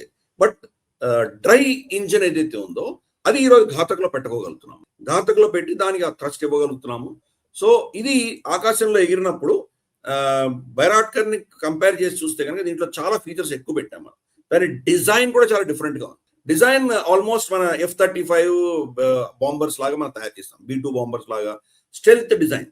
దాంట్లో ఎక్కడ కూడా షార్ప్ ఎడ్జెస్ ఉండవు, అవన్నీ కూడాను కంప్లీట్ గా ఒక స్మూత్ ఫినిష్ ఉంటుంది. షార్ప్ ఎడ్జ్ ఉంటే కనుక రెడార్ లో దొరుకుతుంది, రెడార్ కి దొరకకుండా అంత స్మూత్ ఒక రౌండ్ ఆఫ్ షేప్ లో పెట్టాం. కాబట్టి రెడార్ బీమ్ తగిలితే కనుక దాన్ని మళ్ళీ అబ్జర్వ్ చేసి వెనక్కి వచ్చేసరికి సిగ్నల్స్ చాలా వీక్ గా ఉంటాయి. ప్లస్ దీంట్లో ఇచ్చిన కోటింగ్ కావచ్చు, దాంట్లో ఉన్న మెటలర్జీ కావచ్చు, దాంట్లో పెట్టినటువంటి ఫీచర్స్ అన్ని, డిజైన్ ఫీచర్స్ ఇవన్నీ కూడాను RCS అంటారు, రెడార్ క్రాస్ సెక్షన్. చాలా తక్కువ రెడార్ క్రాస్ సెక్షన్ ఉంటుంది. దానికి పక్షో తెలియదు, లేకపోతే ఎయిర్ క్రాఫ్టో తెలియదు, వాళ్ళకి డ్రోనో తెలియదు, అలా దాని యొక్క ఫీచర్స్ అన్ని పెట్టాం. అందుకని మోరల్లెస్ ఇది స్టెల్త్. సో ఇప్పుడు చైనా మన మీద వేసేటువంటి మనకు generation 5th generation 6th generation fighters మన మీద వేస్తే దానికి కౌంటర్ గా మనం మ్యాన్డ్ ఎయిర్ క్రాఫ్ట్స్ పంపించే కెపాసిటీ మనకు లేదు కాబట్టి అన్మ్యాన్డ్ లో ఆ ఫీచర్స్ తీసుకురాగలిగాం. దీంట్లో ఏం చేసామంటే మనం తేజస్ రఫ్లీ మనకు తేజస్ లో ఉన్నటువంటి ఫ్యూయల్ కెపాసిటీ మనం చూసామంటే 2.5 టన్నుల ఫ్యూయల్ క్యారీ చేయగలదు తేజస్. కానీ ఘాతక్ లో 3.7 టన్స్ పెట్టాం. అంటే దానికంటే ఇంకా ఎక్కువ దూరం వెళ్ళి కొట్టగలిగిన కెపాసిటీ దీంట్లో మనం పెట్టాము. ఇది 13 టన్నుల బరువు ఉన్నటువంటి ఎయిర్ క్రాఫ్ట్ ఇది. సో చాలా లీతల్, చాలా దూరం వెళ్ళగలదు. ఆల్మోస్ట్ 1000 కిలోమీటర్స్ దాకా వెళ్ళి ఆపరేషన్ చేసి రాగలదు. ఆపరేషన్ యొక్క నేచర్ బట్టి 5 నుంచి 8 గంటల వరకు ఆకాశంలో ఎగరగలదు. అటువంటి కెపాసిటీ ఉన్నటువంటి ఫీచర్ మనం పెట్టాం. దీంట్లో చాలా కీలకమైనది ఏంటంటే దీని మిజైల్స్ ఉంటాయి కదా. ఫర్ ఇన్స్టెన్స్ తేజస్ ఎగురుతుందంటే తేజస్ కింద మనకు మిజైల్స్ కనిపిస్తాయి. దాని యొక్క రెడార్ తో చూడొచ్చు, లేదా మనకు పవర్ఫుల్ ఏదైనా ఆప్టికల్ ఇన్స్ట్రుమెంట్స్ ఉన్నాయంటే, టెలిస్కోప్ లాంటివి ఉన్నాయంటే మనం చూడొచ్చు. యాక్చువల్ కింద దాని పాడ్స్ ఉంటుంది, మనకు ఎయిర్ టు ఎయిర్ మిజైల్స్ కావచ్చు, ఎయిర్ టు గ్రౌండ్ కావచ్చు, ప్రిసిషన్ కావచ్చు, ఏమి ఉన్నాయో అవన్నీ కూడా మనకు కనిపిస్తాయి. దానికి పైలన్స్ లో దానికి యాడ్ అయి ఉంటుంది, రెక్కలకి కింద అన్ని యాడ్ అయి ఉంటాయి, మనకు కనిపిస్తాయి. కానీ ఘాతక్లో ఇవన్నీ కన్సీల్డ్, లోపల ఉంటాయి, మనకి ఏం కనిపించదు. కింద ఒక ఫ్లాట్ సర్ఫేస్ ఉంటుంది, దగ్గర దాకా వెళ్ళి టార్గెట్ దాకా వెళ్ళి అప్పుడు ప్యాకేజ్ రిలీజ్ చేస్తుంది. కాబట్టి శత్రువుకి అక్కడి నుంచి వస్తున్న మిజైల్ కౌంటర్ చేసే టైమే ఉండదు, కొన్ని క్షణాలు మాత్రమే ఉంటుంది. క్షణాల్లో వాడు వస్తోంది అని తెలుసుకునేసరికి అది అటాక్ అయిపోయి ఉంటుంది. కాబట్టి ఆ ఫీచర్ ఉంది దీంట్లో. అందుకని ఎన్ని ఫీచర్స్ పెట్టి మనం దాన్ని చేసుకున్నాము. ఫస్ట్ ఈ 60 ఆర్డర్ ఇవ్వబోతున్నాము. దీని ఆపరేషన్ లో మనకు వచ్చేటువంటి ఇబ్బందులు చూసిన తర్వాత ఇంకా నెక్స్ట్ జనరేషన్ కూడా తీసుకెళ్ళబోతున్నాం. కాబట్టి మనం కూడా జుగాడ్ చేస్తున్నాం. మనకు కెపాసిటీ ఎక్కడ లేదో దానికి ప్రత్యామ్నాయాలు చూసుకుంటున్నాం. ఫర్ ఇన్స్టెన్స్ మనం చెప్పాం గతంలో మన దగ్గర అమెరికా దగ్గర ఉన్నటువంటి mother of all bombs, bunker buster bombs లేవు మన దగ్గర. దానికి ఏం చేసాం మనం, బంకర్లని 5-6 బంకర్లు లోపలికి వెళ్ళి పేల్చాలి అంటే మన అగ్నిఫైని మోడిఫై చేసుకుని బంకర్ బస్టర్ కింద కన్వర్ట్ చేసాం. అలాగే ఇప్పుడు stealth ఫైటర్లు 5th 6th generation fighter మన దగ్గర లేవు కాబట్టి ఘాతక్ని వాడుకుంటున్నాం. సో తక్కువ ఖర్చుతోటి అంతే ఇంపాక్ట్ వచ్చే దిశగా మనం మన టెక్నాలజీని వాడుకుంటున్నాం. ఇన్ఫాక్ట్ L-60 L-70 గన్స్ ఎప్పుడో 60s 70s దశకంలో మనిషి కూర్చొని పైన ఉన్నటువంటి ఎయిర్క్రాఫ్ట్ షూట్ చేసేటువంటి గన్నులని మొత్తం ఆటోమేట్ చేసాం. మిగతా దేశాలన్నీ దాన్ని ఎప్పుడో అబాండన్ చేసినాయి, పడేసినాయి పక్కన, చెత్త ఎందుకు పనికిరావని. కొత్త మనకు డిజిటల్ గన్స్ వచ్చేసాయని దానిని మనం డిజిటైజ్ చేసాం. కాబట్టి మనం దేన్ని మొదలు పెట్టట్లేదు, మన ప్రతిదీ మనం నెక్స్ట్ జనరేషన్ తీసుకెళ్తున్నాము, సూక్ష్మంలో మోక్షం తీసుకురాగలుగుతున్నాము. అది మన కెపాసిటీ. ఈ ఘాతక్ అనేది అందుకని ఇది చాలా ఇంపార్టెంట్. 360 degrees విజన్ ఉంటుంది దానికి, సిచ్యువేషన్ అవేర్నెస్. అది ఎగురుతోందంటే కనుక కింద పైన చుట్టూతున్న ఏమున్నదో మొత్తం కూడా సెన్సర్స్ అని చెప్తూ ఉంటుంది. కంప్లీట్ సిచ్యువేషన్ అవేర్నెస్ ఉంటుంది. ప్లస్ కీలకంగా ఏంటంటే కనుక MUMT అంటారు, అంటే మ్యాన్డ్ అన్మ్యాన్డ్ టీమింగ్ అంటారు. ఇప్పుడు సుకాయ్నో లేకపోతే మన తేజస్సో లేకపోతే మన ఆమ్కానో వెళ్తోంది అనుకుందాం, దాంతోపాటు ఘాతక్ కూడా వెళ్తోంది అనుకుందాం. ఘాతక్కి వీళ్ళు ఇక్కడి నుంచి కమాండ్ ఇవ్వచ్చు, లేదా ఘాతక్ వాళ్ళకి అక్కడ ఉన్నటువంటి సిచ్యువేషన్ వీళ్ళకి చెప్పొచ్చు. ఫర్ ఇన్స్టెన్స్ మనకు తేజస్ శత్రువు యొక్క ఎయిర్ స్పేస్ లోకి వెళ్ళకపోవచ్చు, దూరంగా ఉండొచ్చు. మనం దూరంగా ఉండి దీన్ని పంపించవచ్చు. వెళ్ళినప్పుడు ఏమవుతుందంటే అక్కడ ఉన్నటువంటి పరిస్థితి చూసి దానికి వస్తున్నటువంటి సిగ్నల్స్, దానికి వస్తున్న ఫీడ్, దానికి ఉన్నటువంటి ఇన్ఫర్మేషన్ అంతా కూడాను మ్యాన్డ్ ఎయిర్ క్రాఫ్ట్ ఏదైతే ఉందో దానికి ఇన్స్ట్రక్షన్స్ ఇవ్వచ్చు. అప్పుడు వీళ్ళు నిర్ణయించవచ్చు, సరే వచ్చే నువ్వు అనొచ్చు, దాన్ని మనకి తీసుకురావచ్చు, లేదా అక్కడ ప్యాకేజ్ వదిలేసి రా అని చెప్పొచ్చు. సో అక్కడ ఏదో బాంబులు వేసి రావచ్చు. సో ఈ మ్యాన్డ్ అన్మ్యాన్డ్ టీమింగ్ అంతా కూడాను కంప్లీట్ గా సీమ్లెస్ గా ఉంటుంది. ఆర్టిఫిషియల్ ఇంటెలిజెన్స్ తో మనం చేసాం. అంటే one of the most modern lethal weapon గా మనం తయారు చేసుకున్నాం. అందుకనే ఇది ఘాతక్ గురించి బహుశా ఈరోజు ఇరాన్ యుద్ధంలో అందరూ చాలా బిజీగా ఉన్నారు. బట్ ఘాతక్ గురించి రాబోయే రోజుల్లో ఏమైనా నెక్స్ట్ ఆపరేషన్స్ ఉన్నాయంటే ఘాతక్ యొక్క మనం దీని యొక్క ఇంపాక్ట్ అన్నది మనం చూడబోతున్నాము. ఇది one of the wonderful developments. డిఆర్డిఓను మన ఏవియేషన్ ఇండస్ట్రీ కూడా చాలా అద్భుతంగా దీన్ని తీర్చిదిద్దారు. సో ఇది ఫస్ట్ వర్షనే ఇంత అద్భుతంగా ఉందంటే కానీ దీనికి నెక్స్ట్ డెవలప్మెంట్స్ లో ఇంకా దీన్ని తీసుకువెళ్ళగలిగారంటే చైనాను కౌంటర్ చేయడానికి మన దగ్గర ఇటువంటి ఒక జుగాడ్ చేసి మనం తయారు చేయగలిగాము. ప్లస్ మన ఇంజన్ నంబర్స్ కి ఎండ్ లేదు. మనం ఎన్నైనా చేసుకోవచ్చు. కావేరీ ఇంజన్ మన దేశంలో ఉంది కాబట్టి జీఈ మీద డిపెండ్ అవ్వాల్సిన అవసరం లేదు. సో లెట్స్ కంగ్రాచులేట్ డిఆర్డిఓ, మన స్పేస్ సైంటిస్ట్ ని, మన ఇండస్ట్రీని అందరినీ కూడా ఇటువంటి అద్భుతమైనటువంటి ఒక ఘాతకు తీసుకొచ్చినందుకు let's congratulate all of them. Yes sir. ఇక నెక్స్ట్ డిఆర్డిఓ మరొక అద్భుతాన్ని ఆవిష్కరించింది. 76mm డాట్ అంటే DART driven ammunition reduced time of flight. So డాట్ అమ్యునిషన్ ని తయారు చేయడం జరిగింది. సో దీన్ని ఎలా అర్థం చేసుకోవాలి? 76mm డాట్ అమ్యునిషన్ అంటే అర్థం ఏంటి? దీన్ని దేనికి వాడతారో వివరాలు ఏంటి చెప్తారా సార్? మన యుద్ధ నౌకలు ఏవైతే ఉంటాయో, మన షిప్స్ ఏవైతే వార్ షిప్స్ ఉంటాయో వీటిలో అంతా 76mm గన్స్ నార్మల్ గా ఉంటాయి. ఇవి ఏం చేస్తాయంటే మనకు ఆ షిప్ మీద అటాక్ చేసేటప్పుడు మిసైల్స్ వస్తున్నప్పుడు లాంగ్ రేంజ్ దూరం నుంచి వస్తున్నటువంటి మిసైల్స్ ని కౌంటర్ చేయడానికి మనకు ఇజ్రాయెల్ బరాక్ 8 లాంటివి మనం వాడుకోవచ్చు. కానీ దగ్గరగా వచ్చేసిన తర్వాత ఏం చేస్తారు, ఇంకా గన్ తో ఫైర్ చేయాల్సి వస్తుంది. సో అందుకని ఆ ఫైర్ చేసేటువంటి గన్స్ 76mm మనకు షిప్ లో నార్మల్ గా ఉంటాయి. మన భారతీయ నౌకలు అన్నింటిలో కూడా 76mm గన్స్ ఉంటాయి. ఈ గన్స్ లో నార్మల్ గా ఏంటంటే మనకు పిస్టల్ కావచ్చు, రైఫిల్ కావచ్చు, గన్ కావచ్చు, లేదా మనకు మోస్ట్ ఈ ఏంటంటే ఫీల్డ్ గన్స్ కావచ్చు. వీటన్నిటి ఏంటంటే కనుక హైపర్ బోల్ అంటారు. అంటే ఒక యూ షేప్ లో వెళ్తుంది. మిసైల్ కానీ బుల్లెట్ కానీ మన షెల్ కానీ కొడితే కనుక హైపర్ బోల్లో వెళ్ళి ఆ స్పీడ్కి ఎంతవరకు వెళ్ళదో అంతవరకు వెళ్ళి టార్గెట్ని ఛేదిస్తుంది. ఒకవేళ ఛేదించకపోయినా కానీ కూడా అది వెళ్ళి అక్కడి నుంచి మళ్ళీ కిందికి పడిపోతుంది. ఎందుకంటే గురుత్వాకర్షణ శక్తి అర్త్ గ్రావిటీ వల్ల వచ్చి పడిపోతుంది. కొన్నిసార్లు అదే మనం చేస్తాం. ఫర్ ఇన్స్టెన్స్ అక్కడ ఎక్కడో శత్రు స్థావరాలు ఉన్నాయి, ఇక్కడి నుంచి ఫైర్ చేస్తే అది వెళ్ళి అక్కడ వెళ్ళి శత్రు మీద పడుతుంది, పడి డెటనేట్ అవుతుంది. సో ఇవి నార్మల్గా ఉంటాయి. సో గన్స్ కూడా అంతే. ఏ గన్ అయినా ఫైర్ చేస్తే అది స్పేస్లోకి వెళ్ళిపోదు కదా, వెళ్ళిపోయిన తర్వాత ఎక్కడో పడాలి. ఇది దీంట్లో ఏం చేశారంటే ఈ డార్ట్ అన్న టెక్నాలజీలో ఏం చేసిందంటే మన డిఆర్డిఓను వీళ్ళందరూ ఏం తయారు చేశారంటే, ఇది అఫ్ కోర్స్ గతంలో ఇటలీలో ఉండేది, దాన్ని మనం ఇండియనైజ్ చేశాం. ఆత్మనిర్భర భారత్ దృష్ట్యా దీన్ని ఇండియనైజ్ చేశాం. 76mm ఫైర్ చేసినట్టు ఆ షెల్ వెళ్తుంది. వెళ్ళిన తర్వాత దానికి కేసింగ్ ఊడిపోతుంది. కేసింగ్ ఊడిపోయిన తర్వాత ఇంకా అంతకంటే సన్నగా ఉన్నట్టు ఒక అస్త్రంలో ఒక యారో లాగా వెళుతుంది. యారో లాగా వెళ్ళినప్పుడు ఆల్మోస్ట్ మ్యాక్ 3.5 అంటే అబౌట్ రఫ్లీ 1100 కిలోమీటర్లు పర్ సెకండ్ వెళ్ళగలిగినటువంటి డిస్టెన్స్, పర్ మినిట్ వెళ్ళగలిగినటువంటి స్పీడ్ లో వెళ్తూ ఉంటుంది. అది నార్మల్ గా ఇందాక చెప్పినట్టు హైపర్బోల్ కాకుండా ఫిన్స్ ఉంటాయి, దానికంటే రెక్కలు ఓపెన్ అవుతాయి. షూట్ చేసిన తర్వాత రెక్కలు ఓపెన్ అవుతాయి. ఈ షిప్ ఏ రడార్ సిగ్నేచర్ చూస్తుందో, అంటే ఎదురుగా వస్తున్నటువంటి మిసైల్ ని ఇది రడార్ లో పసిగట్టి దాని యొక్క రేడియో సిగ్నేచర్ ని పసిగట్టి ఆ రేడియో సిగ్నేచర్ ని ఈ యొక్క డార్ట్ కి వాళ్ళు హ్యాండ్ ఓవర్ చేస్తే ఆ రేడియో సిగ్నల్ పట్టుకొని అది వెళుతుంది. అంటే ఒక సింగిల్ మనకేంటంటే ప్రెడిక్టబుల్, అందరూ ఈజీగా కనుక్కునేటువంటి ట్రాజెక్టరీలో వెళ్ళదు. అది కిందికి వెళ్తుంది, పైకి వెళ్తుంది, సైడ్కి వెళ్తుంది, ముందుకు వెళ్తుంది, తిరుగుతూ ఉంటుంది, పాములా వెళ్తుంది. అంటే ఆ వస్తున్నటువంటి థ్రెట్ ని వెంటాడి వెళ్ళి కొడుతుంది. నార్మల్ గా షిప్ ని బ్రేక్ చేయడానికి, షిప్ సముద్రం మీద ఉంటుంది కదా, పైనుంచి వచ్చి పడే బాంబులని ఈజీగా మనం ఛేదించవచ్చు, రెడార్ చెక్ చేసుకోవచ్చు, దాన్ని కౌంటర్ చేయొచ్చు. కానీ సముద్రం మీదనే, అంటే సముద్రానికి జస్ట్ ఆనుకొని ఒక 2-3 మీటర్లు దూరంలో వెళ్ళేటువంటి మిజైల్ ని పట్టుకోవడం చాలా కష్టం. రడార్ దాన్ని పట్టుకోవడం చాలా కష్టం. సో ఇది ఈ డార్ట్ అన్న మిజైల్ దాని ఆ లెవెల్కి వెళ్ళి వాటితో పాటు వెళ్ళి కొట్టగలదు. ఈరోజు ప్రపంచంలో షిప్ ను బ్రేక్ చేయాల్సిన మిజైల్స్ లో చాలా ఫీచర్స్ పెట్టారు.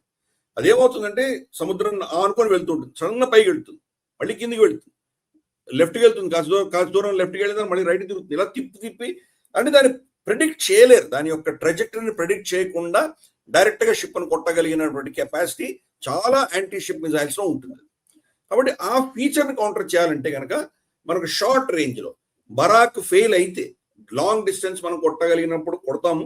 ఒకవేళ కొట్టలేకుండా తప్పించుకుంటే కనుక మీడియం రేంజ్ 5 నుంచి 8 కిలోమీటర్ల దూరంలో మనకు ఆ మిజైల్ ని కౌంటర్ చేయాలంటే ఇది డార్ట్ అండ్ ఫైర్ చేయొచ్చు.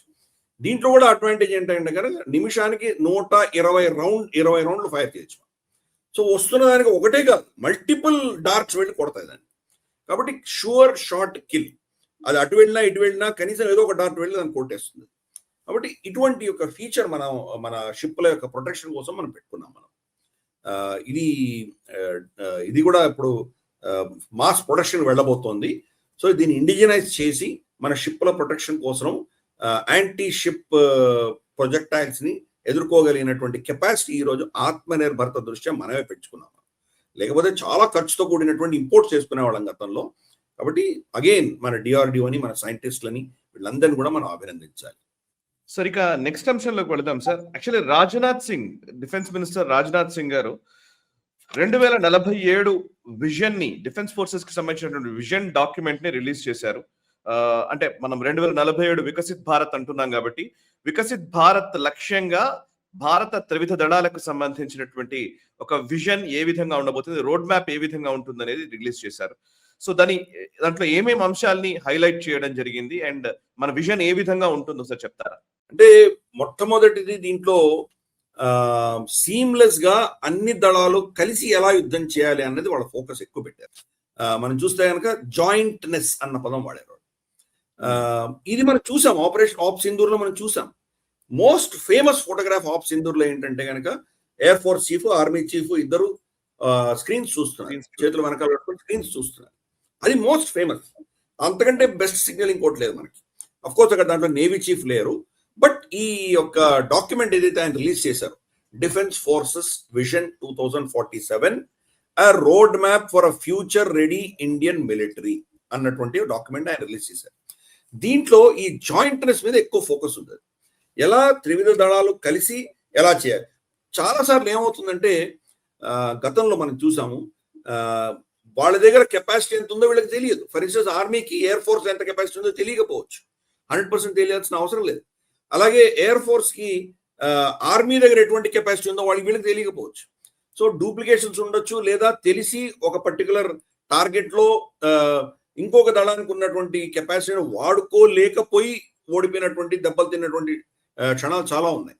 కాబట్టి అటువంటి ఏమి జరగకుండా కంప్లీట్ సీమ్లెస్ గా త్రివిధ దళాలు కలిసి యుద్ధం చేసేటువంటి డాక్ట్రిన్ మనకు కావాలి అని దీంట్లో విజన్ పెట్టారు. అలాగే దీంట్లో చూస్తే కనుక మోడర్న్ మొత్తం అత్యాధునికమైనటువంటి టెక్నాలజీ, ఆర్టిఫిషియల్ ఇంటెలిజెన్స్ తో కూడుకున్నటువంటిది. తర్వాత మనకు ఎమర్జింగ్ టెక్నాలజీస్, కొత్త టెక్నాలజీస్ ఎలా వస్తున్నాయి. అఫ్ కోర్స్ డ్రోన్ చూస్తున్నాం, కానీ ఇంకా ఎలక్ట్రానిక్ వార్ఫేర్ సూట్స్ విపరీతంగా వస్తున్నాయి. యుద్ధం స్టార్ట్ అవ్వకముందరే శత్రువు యొక్క అస్త్రాలని మనం నిర్వీర్యం చేసేటువంటి శక్తి వస్తోంది, మనకి కెపాసిటీ చాలా వస్తుంది. సో వీటిని ఎలా ఇంటగ్రేట్ చేయాలి అన్నటువంటి కూడాను దీంట్లో డిస్కస్ చేయబడ్డాయి. ఆత్మ నిర్భరత మీద ఎక్కువ ఫోకస్ పెట్టారు. అంటే మన ఇండస్ట్రీని ఎలా పెంచాలి, అంతర్జాతీయంగా ఉన్న టెక్నాలజీస్ మనం ఎలా ఇండిజినైజ్ చేయాలి, ఎలా డిపెండెన్సీ ప్రపంచం మీద మిగతా దేశాల నుంచి కొనుక్కునేటువంటి పరిస్థితి నుంచి మనం ఎలా మన దేశంలోనే ప్రొడక్షన్ చేసేటువంటి కెపాసిటీ ఎలా పెంచాలని దీని మీద ఫోకస్ పెట్టారు.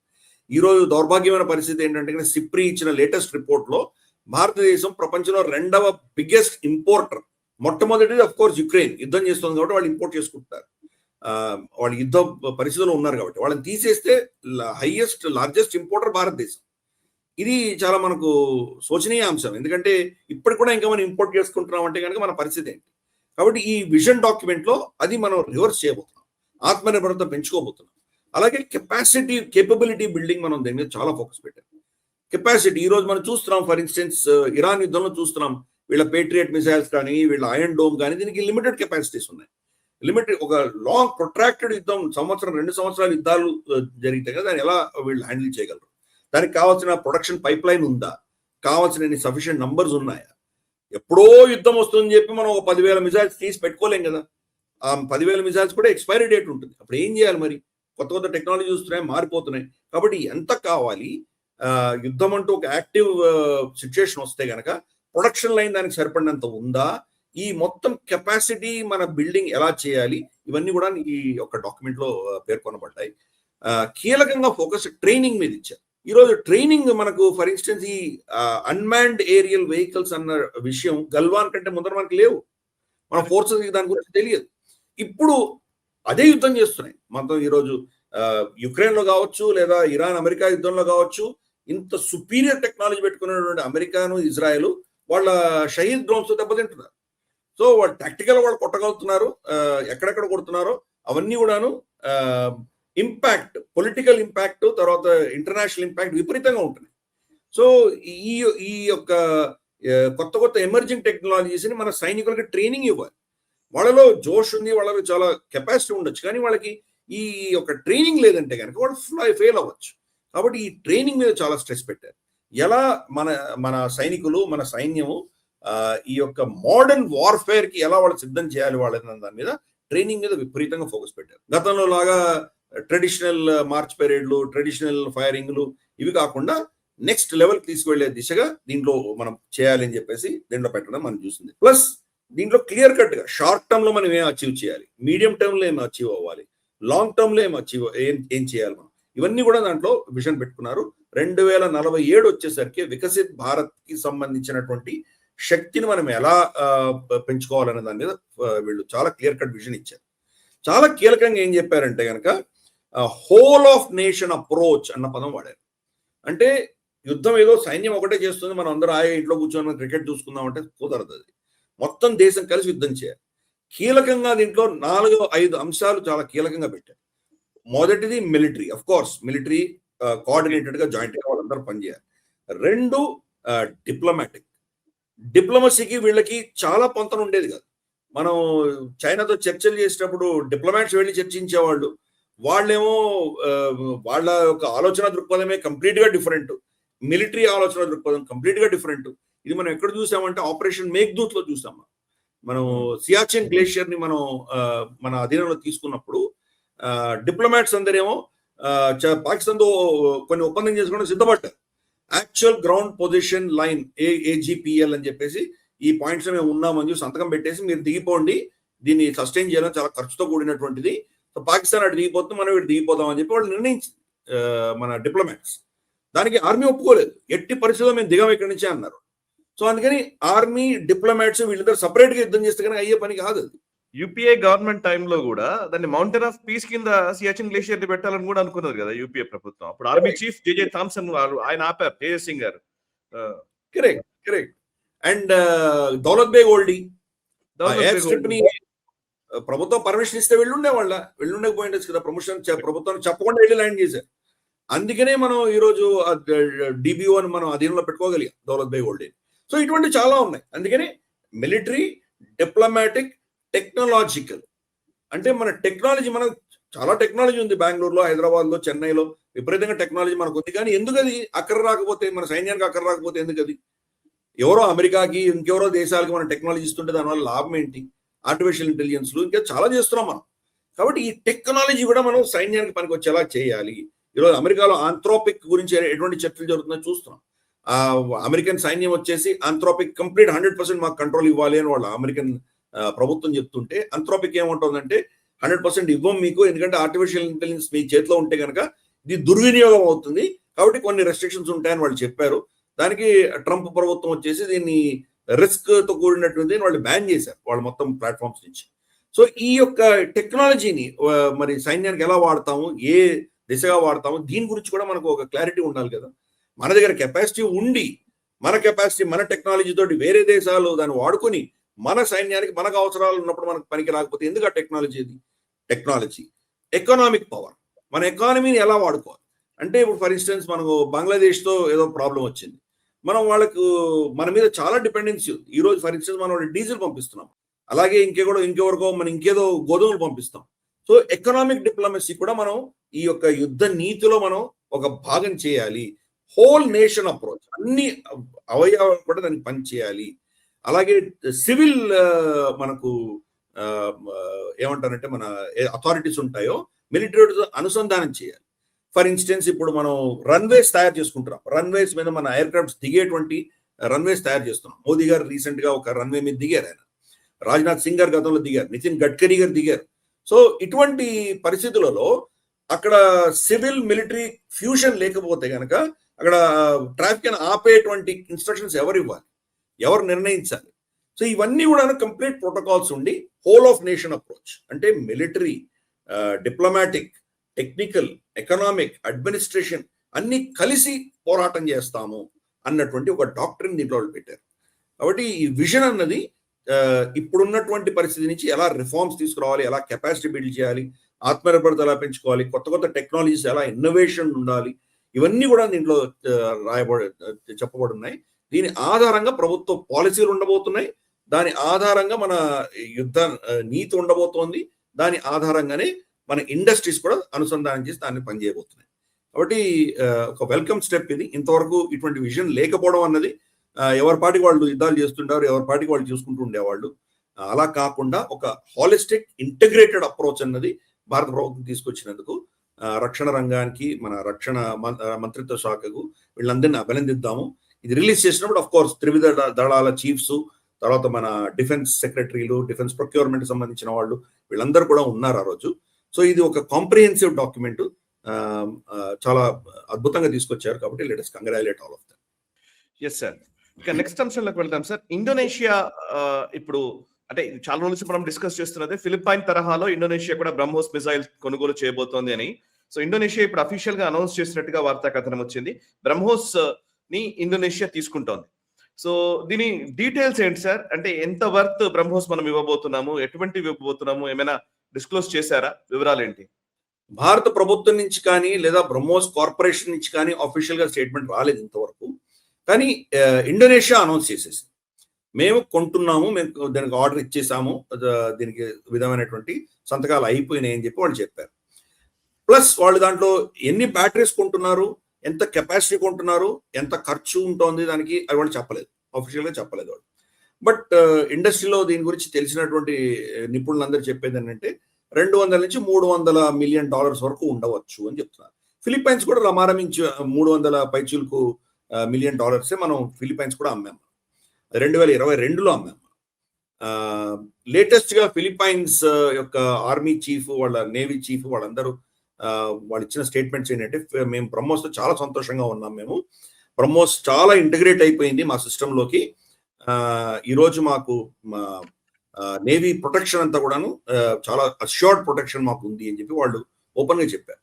ప్లస్ చాలా దేశాలు మనతో చర్చిస్తున్నాయి అని గతంలో మనం అన్నాం, మనం క్షేత్రంలో డిఫెన్స్ రౌండ్ అప్పుడు మనం చెప్పాము.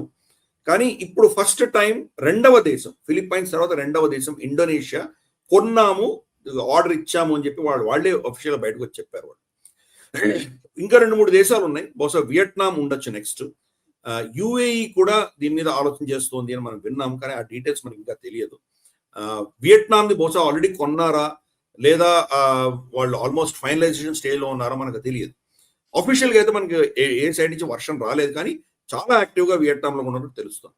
ఈ ఇండోనేషియా ఆర్డర్ కూడా మనం చూసామంటే ఫిలిప్పైన్స్, ఇండోనేషియా, యుఏఈ, వియట్నాం ఈ చుట్టుపక్కల ప్రాంతాలే ఎక్కువ బ్రహ్మోస్ మీద వాళ్ళు ఎందుకు మక్కువ చూపిస్తున్నారంటే 2 అంశాలు. ఒకటి, చైనా దేనికన్నా ఈరోజు భయపడుతుందంటే బ్రహ్మోస్కు భయపడుతుంది.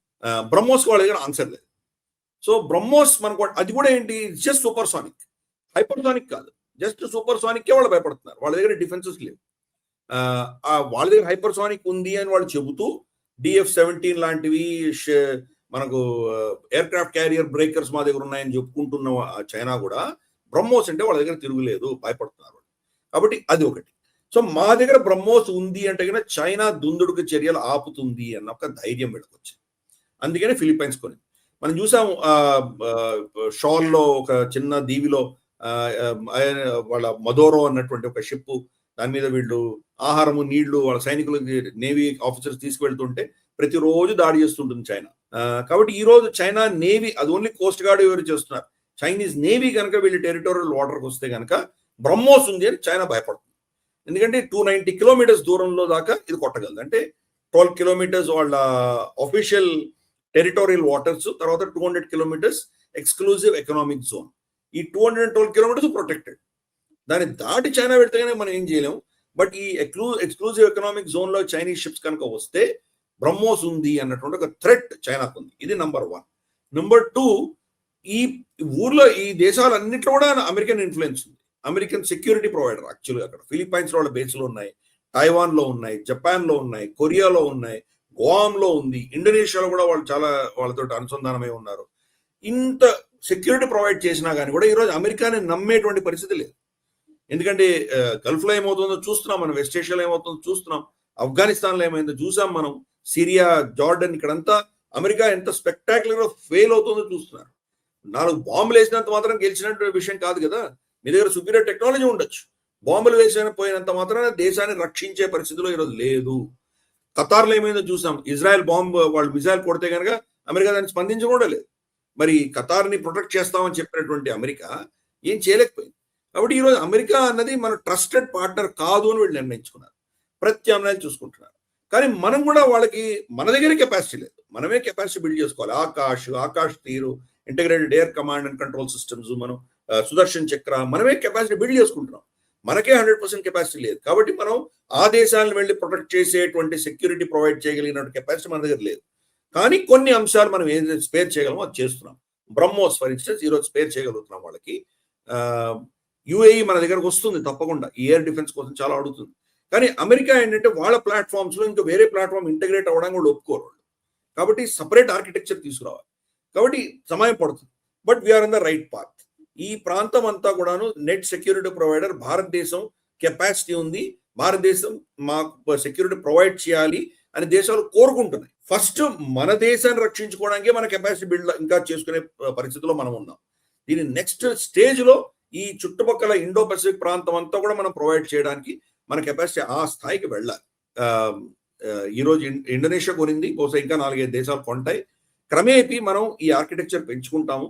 అందుకనే మోదీ ప్రభుత్వం వచ్చిన తర్వాత గత 10 సంవత్సరాల్లో, ఎస్పెషలీ లాస్ట్ 7-8 years లో ఎన్నో ఎంబసీస్ లో మనం మిలిటరీ అటాచెస్ పెట్టాం. మనం అసలు ఆ దేశాల్లో మన దగ్గర ఎటువంటి టెక్నాలజీ ఉంది, ఎటువంటి అస్త్రాలు ఉన్నాయి ఎవరికి తెలియని కూడా తెలియదు.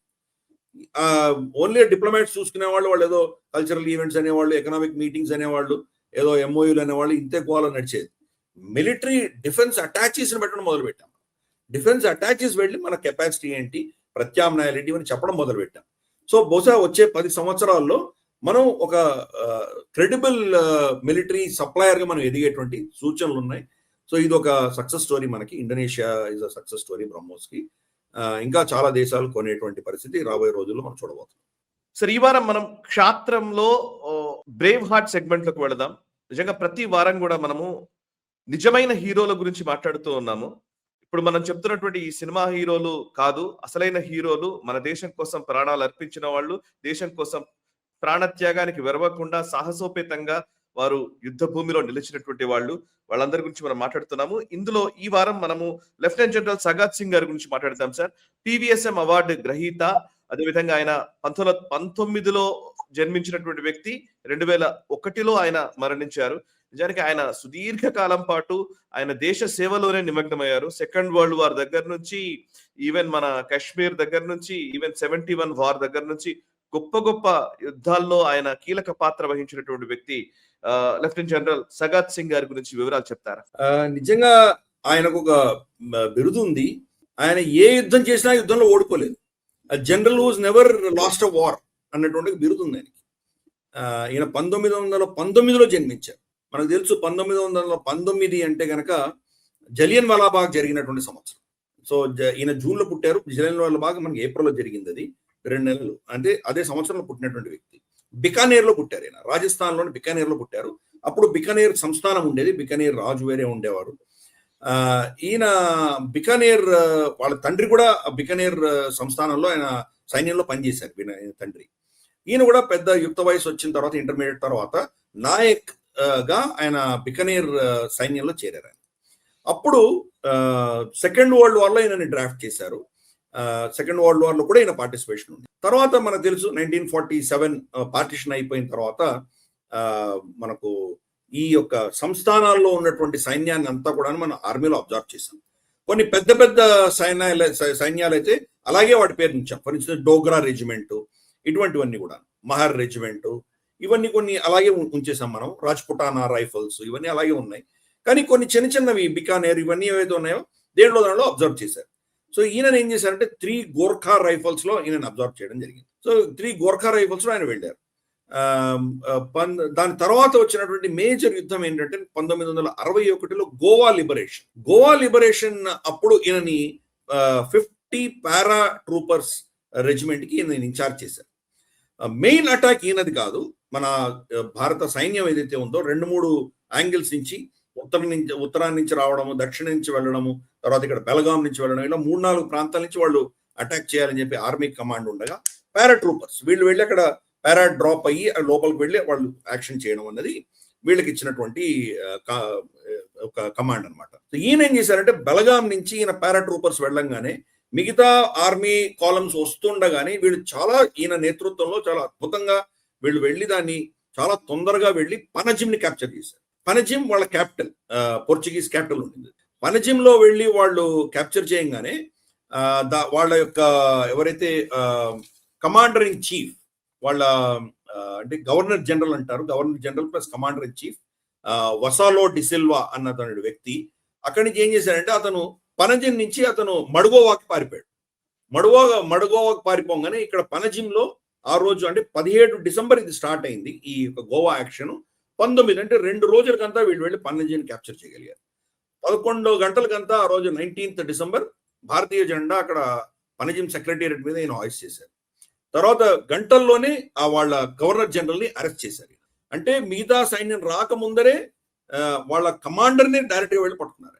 అంటే కుంభస్థలం మీద ఈయన పంజాపడి ఈయన దెబ్బకు ఆయన సరెండర్ అయిపోగానే మిగతా పోర్చుగీస్ సైన్యం అంతా కొంత రెసిస్టెన్స్ చేసినా గానీ క్రమేపీ కొన్ని రోజుల్లో వాళ్ళు కూడా సరెండర్ అయిపోయారు. బట్ కీలకంగా వాళ్ళ గవర్నర్ జనరల్ ని కమాండర్ ని అరెస్ట్ చేసి పనజిమ్ ని క్యాప్చర్ చేసినటువంటి ఘనత ఈయనకు దక్కింది. అందుకనే అక్కడ పోర్చుగల్లో లిస్బన్ లో ఈయనను పట్టించిన వాళ్ళకి 10,000 రూపాయలు ఇస్తామని చెప్పి, అంటే ఆ రోజుల్లో 61లో 10,000 చాలా ఎక్కువ.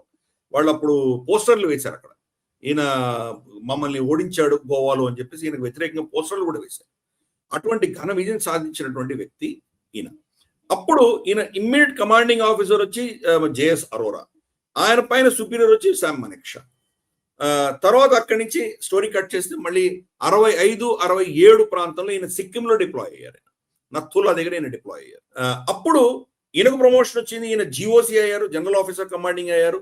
తర్వాత మనకు ఆ ఏరియా కమాండ్ అంతా కూడాను మనకు జేఎస్ అరోరా దగ్గర ఉండింది.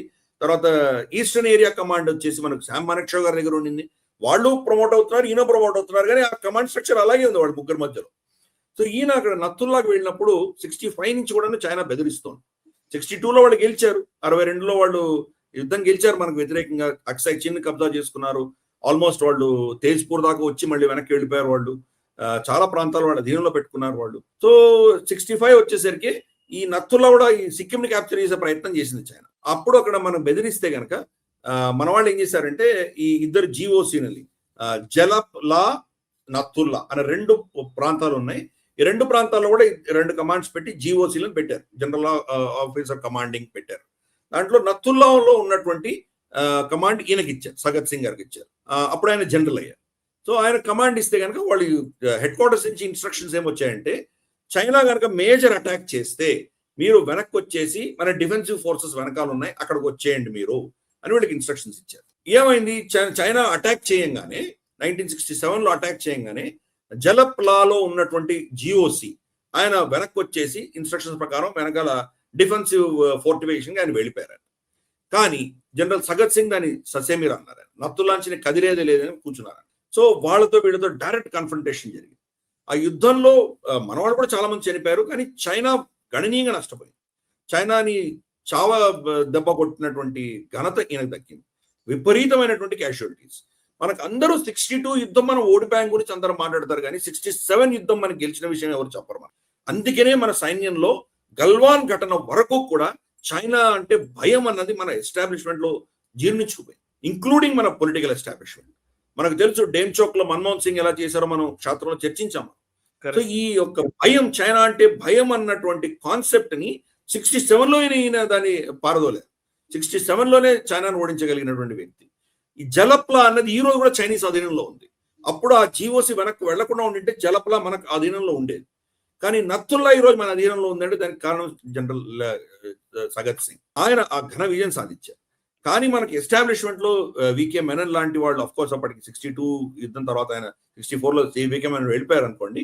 బట్ ఇంకా ఎస్టాబ్లిష్మెంట్ లో చైనాకు వత్తాసు పలుకుతున్నటువంటి వాళ్ళు మన ఎస్టాబ్లిష్మెంట్ చాలా డీప్ గా ఉండినారు అప్పటికి కూడా. ఈయన ఏం చేశారంటే షిల్లాంగ్ షిఫ్ట్ చేశారు, నాన్ ఆపరేషన్ కమాండ్ ఇచ్చారు. ఈయన యుద్ధం చేసే పటిమ ఉన్నటువంటి వ్యక్తి, చైనాకు వ్యతిరేకంగా అద్భుతాలు సృష్టించినటువంటి వ్యక్తి, మళ్ళీ చైనా యుద్ధం వస్తే ఎక్కడ భారతదేశం గెలిచిపోతుందో అని మన ఎస్టాబ్లిష్మెంట్ లో భయపడేటువంటి వ్యక్తులు ఈయన అక్కడి నుంచి తీసేసి షిల్లాంగ్ పంపించారు. షిల్లాంగ్ పంపిస్తే కూడా ఆయన ఊరుకోలేదు. అక్కడ ఈయన యుద్ధ పటిమ ఎలాంటిదో చూపించారు. ఆయన దేశంలో ఉన్నటువంటి ఇన్సర్జెన్సీని ఎదుర్కొన్నారు.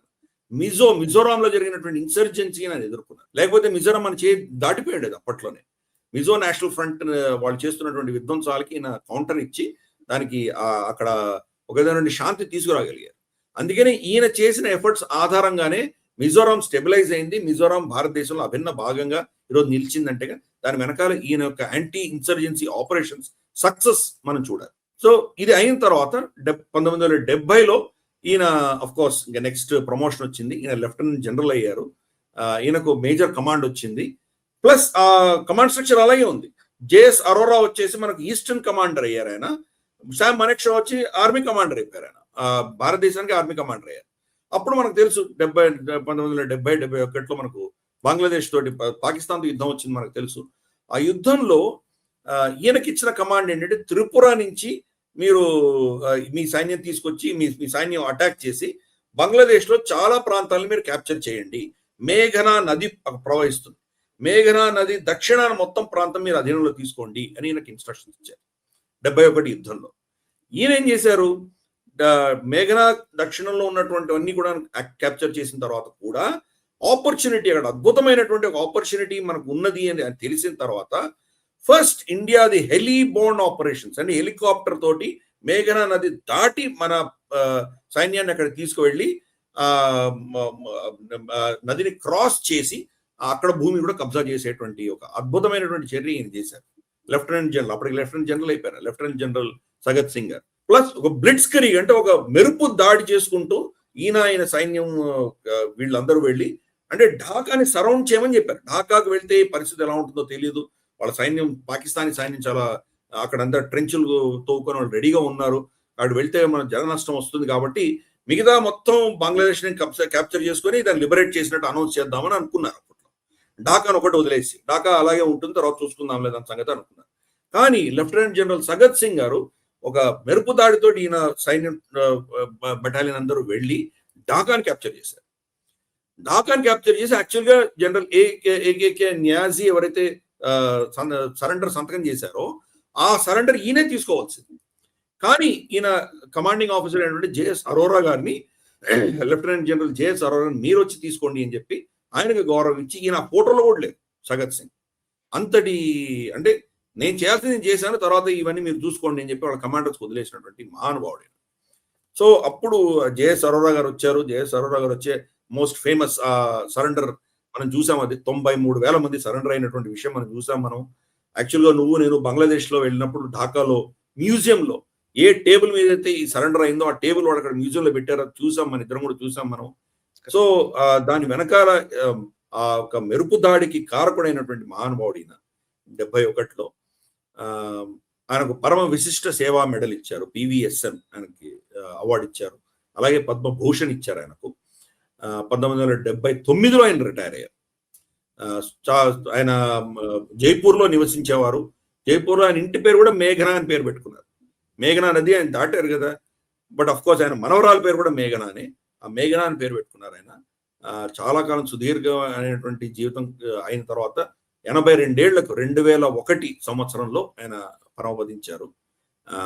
ఆయన యొక్క చేసిన ఈ సాహసాలని పల్టన్ అన్నటువంటి ఒక సినిమా 2018లో రిలీజ్ అయింది. ఆ సినిమాలో ఈయన పాత్రని జాకీ ష్రాఫ్ దాంట్లో యాక్ట్ చేశారు ఆయన. సో కాబట్టి ఈయన ఒక స్మరణీయుడు.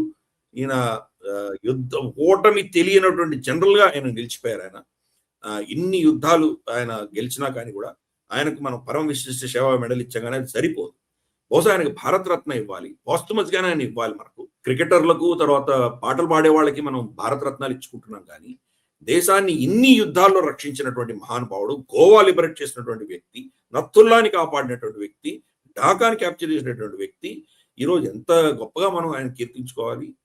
అటువంటిది దౌర్భాగ్యం. మనం మన హీరోలు ఎవరో జీరోలు ఎవరో అర్థం కాని దేశంలో మనం ఉన్నాము. మనదైనటువంటి చిన్న ప్రయత్నం మనం క్షేత్రంలో చేస్తున్నాము. ఇటువంటి మహానుభావులను తలుచుకునేటువంటి ప్రయత్నం చేస్తున్నాము. కాబట్టి ఆయన యొక్క సాహసాలు ఎన్నో తరాలకు ప్రేరణాదాయకంగా ఉంటాయని, ఆయన ఆత్మకు సద్గతి ప్రాప్తిస్తుందని భగవంతుని ప్రార్థిస్తాం. ఇంకా నెక్స్ట్ అంశం సార్, ఈ వారం మనం వెపన్ సెగ్మెంట్ లోకి వెళదాము. అవతార్ అంఫిబియస్ డ్రోన్స్ అంటున్నారు. ఇది ఉభయ చరజీవి అని మనం అంఫిబియన్స్ గురించి చదువుకున్నాం. కానీ ఇప్పుడు డ్రోన్స్ లో కూడా సముద్రంలో అయినా గాల్లో అయినా సరే ఇది అద్భుతంగా వ్యవహరించగలదు అని తెలుస్తోంది. దాన్ని నామకరణం చేశారు, దానికి అవతార్ అని పేరు పెట్టారు. సో ఈ అవతార్ డ్రోన్స్ కి సంబంధించినటువంటి వివరాలు చెప్తారా ఈ వారం మన వెపన్ సెగ్మెంట్ లో? బెంగళూరులో ఉన్నటువంటి ఒక private company aqua air X autonomous systems, Gautami అని ఒక ఆవిడ స్టార్ట్ చేశారు. ఆవిడ దాని CEO. ఈ కంపెనీ వాళ్ళు ఆవిష్కరించినటువంటి అవతార్ అది. ఫీల్డ్ ట్రయల్స్ అయిపోయినాయి, చాలా సక్సెస్ఫుల్ గా చేయగలిగారు. అంటే తుఫాన్లోను, తర్వాత బాగా కెరటాలు ఎగిసి పడుతున్నప్పుడు, నార్మల్ గా ఉన్నప్పుడు, డిఫరెంట్ టెంపరేచర్స్ లో, డిఫరెంట్ సిచ్యువేషన్స్ లో దాన్ని బాగా టెస్ట్ చేశారు. సముద్రంలోకి వెళ్ళగలదు, అలాగే సముద్రం నుంచి పైకి వచ్చి ఆకాశంలో కూడా ఎగరగలదు. అంఫీబియస్ అంటే నీళ్లలోను నీటి బయట రెండిట్లో కూడాను ఈ డ్రోన్ వెళ్ళి పని చేయగలిగినటువంటి కెపాసిటీ దీనికి ఉన్నది ప్రూవ్ చేశాం మనం. ఈ ప్రైవేట్ రంగ సంస్థ దాన్ని చేసింది. అది ఫీల్డ్ ట్రయల్స్ అయిపోయినాయి. దీనిలో ప్రాబ్లమ్స్ ఎక్కడ వస్తుంది అంటే, సముద్రంలోకి వెళ్తే కనుక సముద్రంలో ఉప్పు ఉంటుంది, సెలైనిటీ ఉంటుంది. ఎందుకంటే మోటార్స్ తిరుగుతుంటాయి కదా, వాటిల్లో ఈ నీళ్లు కనుక సముద్రపు నీళ్లు ఇరుక్కున్నాయంటే కనుక దాంట్లో తుప్పు పట్టేస్తాయి. నాకు తెలుసు, నేను భీమినిపట్నంలో ఉంటాను కదా, అక్కడ ఉన్న మామూలుగా బయట ఉన్నటువంటి వెహికల్స్ కానీ ఏదైనా మనకు మెటల్ ఆబ్జెక్ట్స్ మామూలుగా హైదరాబాద్ లో ఉన్నవి 10 ఏళ్ళకి వస్తే కనుక మా భీమిలి లాంటి ప్రాంతంలో 2-3 ఏళ్ళకే అవి తుప్పు పెట్టిపోతాయి. ఎందుకంటే ఉప్పు ఉంటుంది. ఆ ఉప్పుని రెసిస్ట్ చేయడానికి కోసం అని చెప్పేసి వీళ్ళు కార్బన్ ఫైబర్తో తయారు చేశారు. సో మెటల్ చాలా తక్కువ ఉంటుంది. ఉన్న కొద్దో గొప్ప మెటల్ కూడా దాన్ని సముద్రపు నీళ్ళ ఇంపాక్ట్ లేకుండా ఉండే దిశగా దాన్ని ఏరోడైనమిక్స్ చేశారు.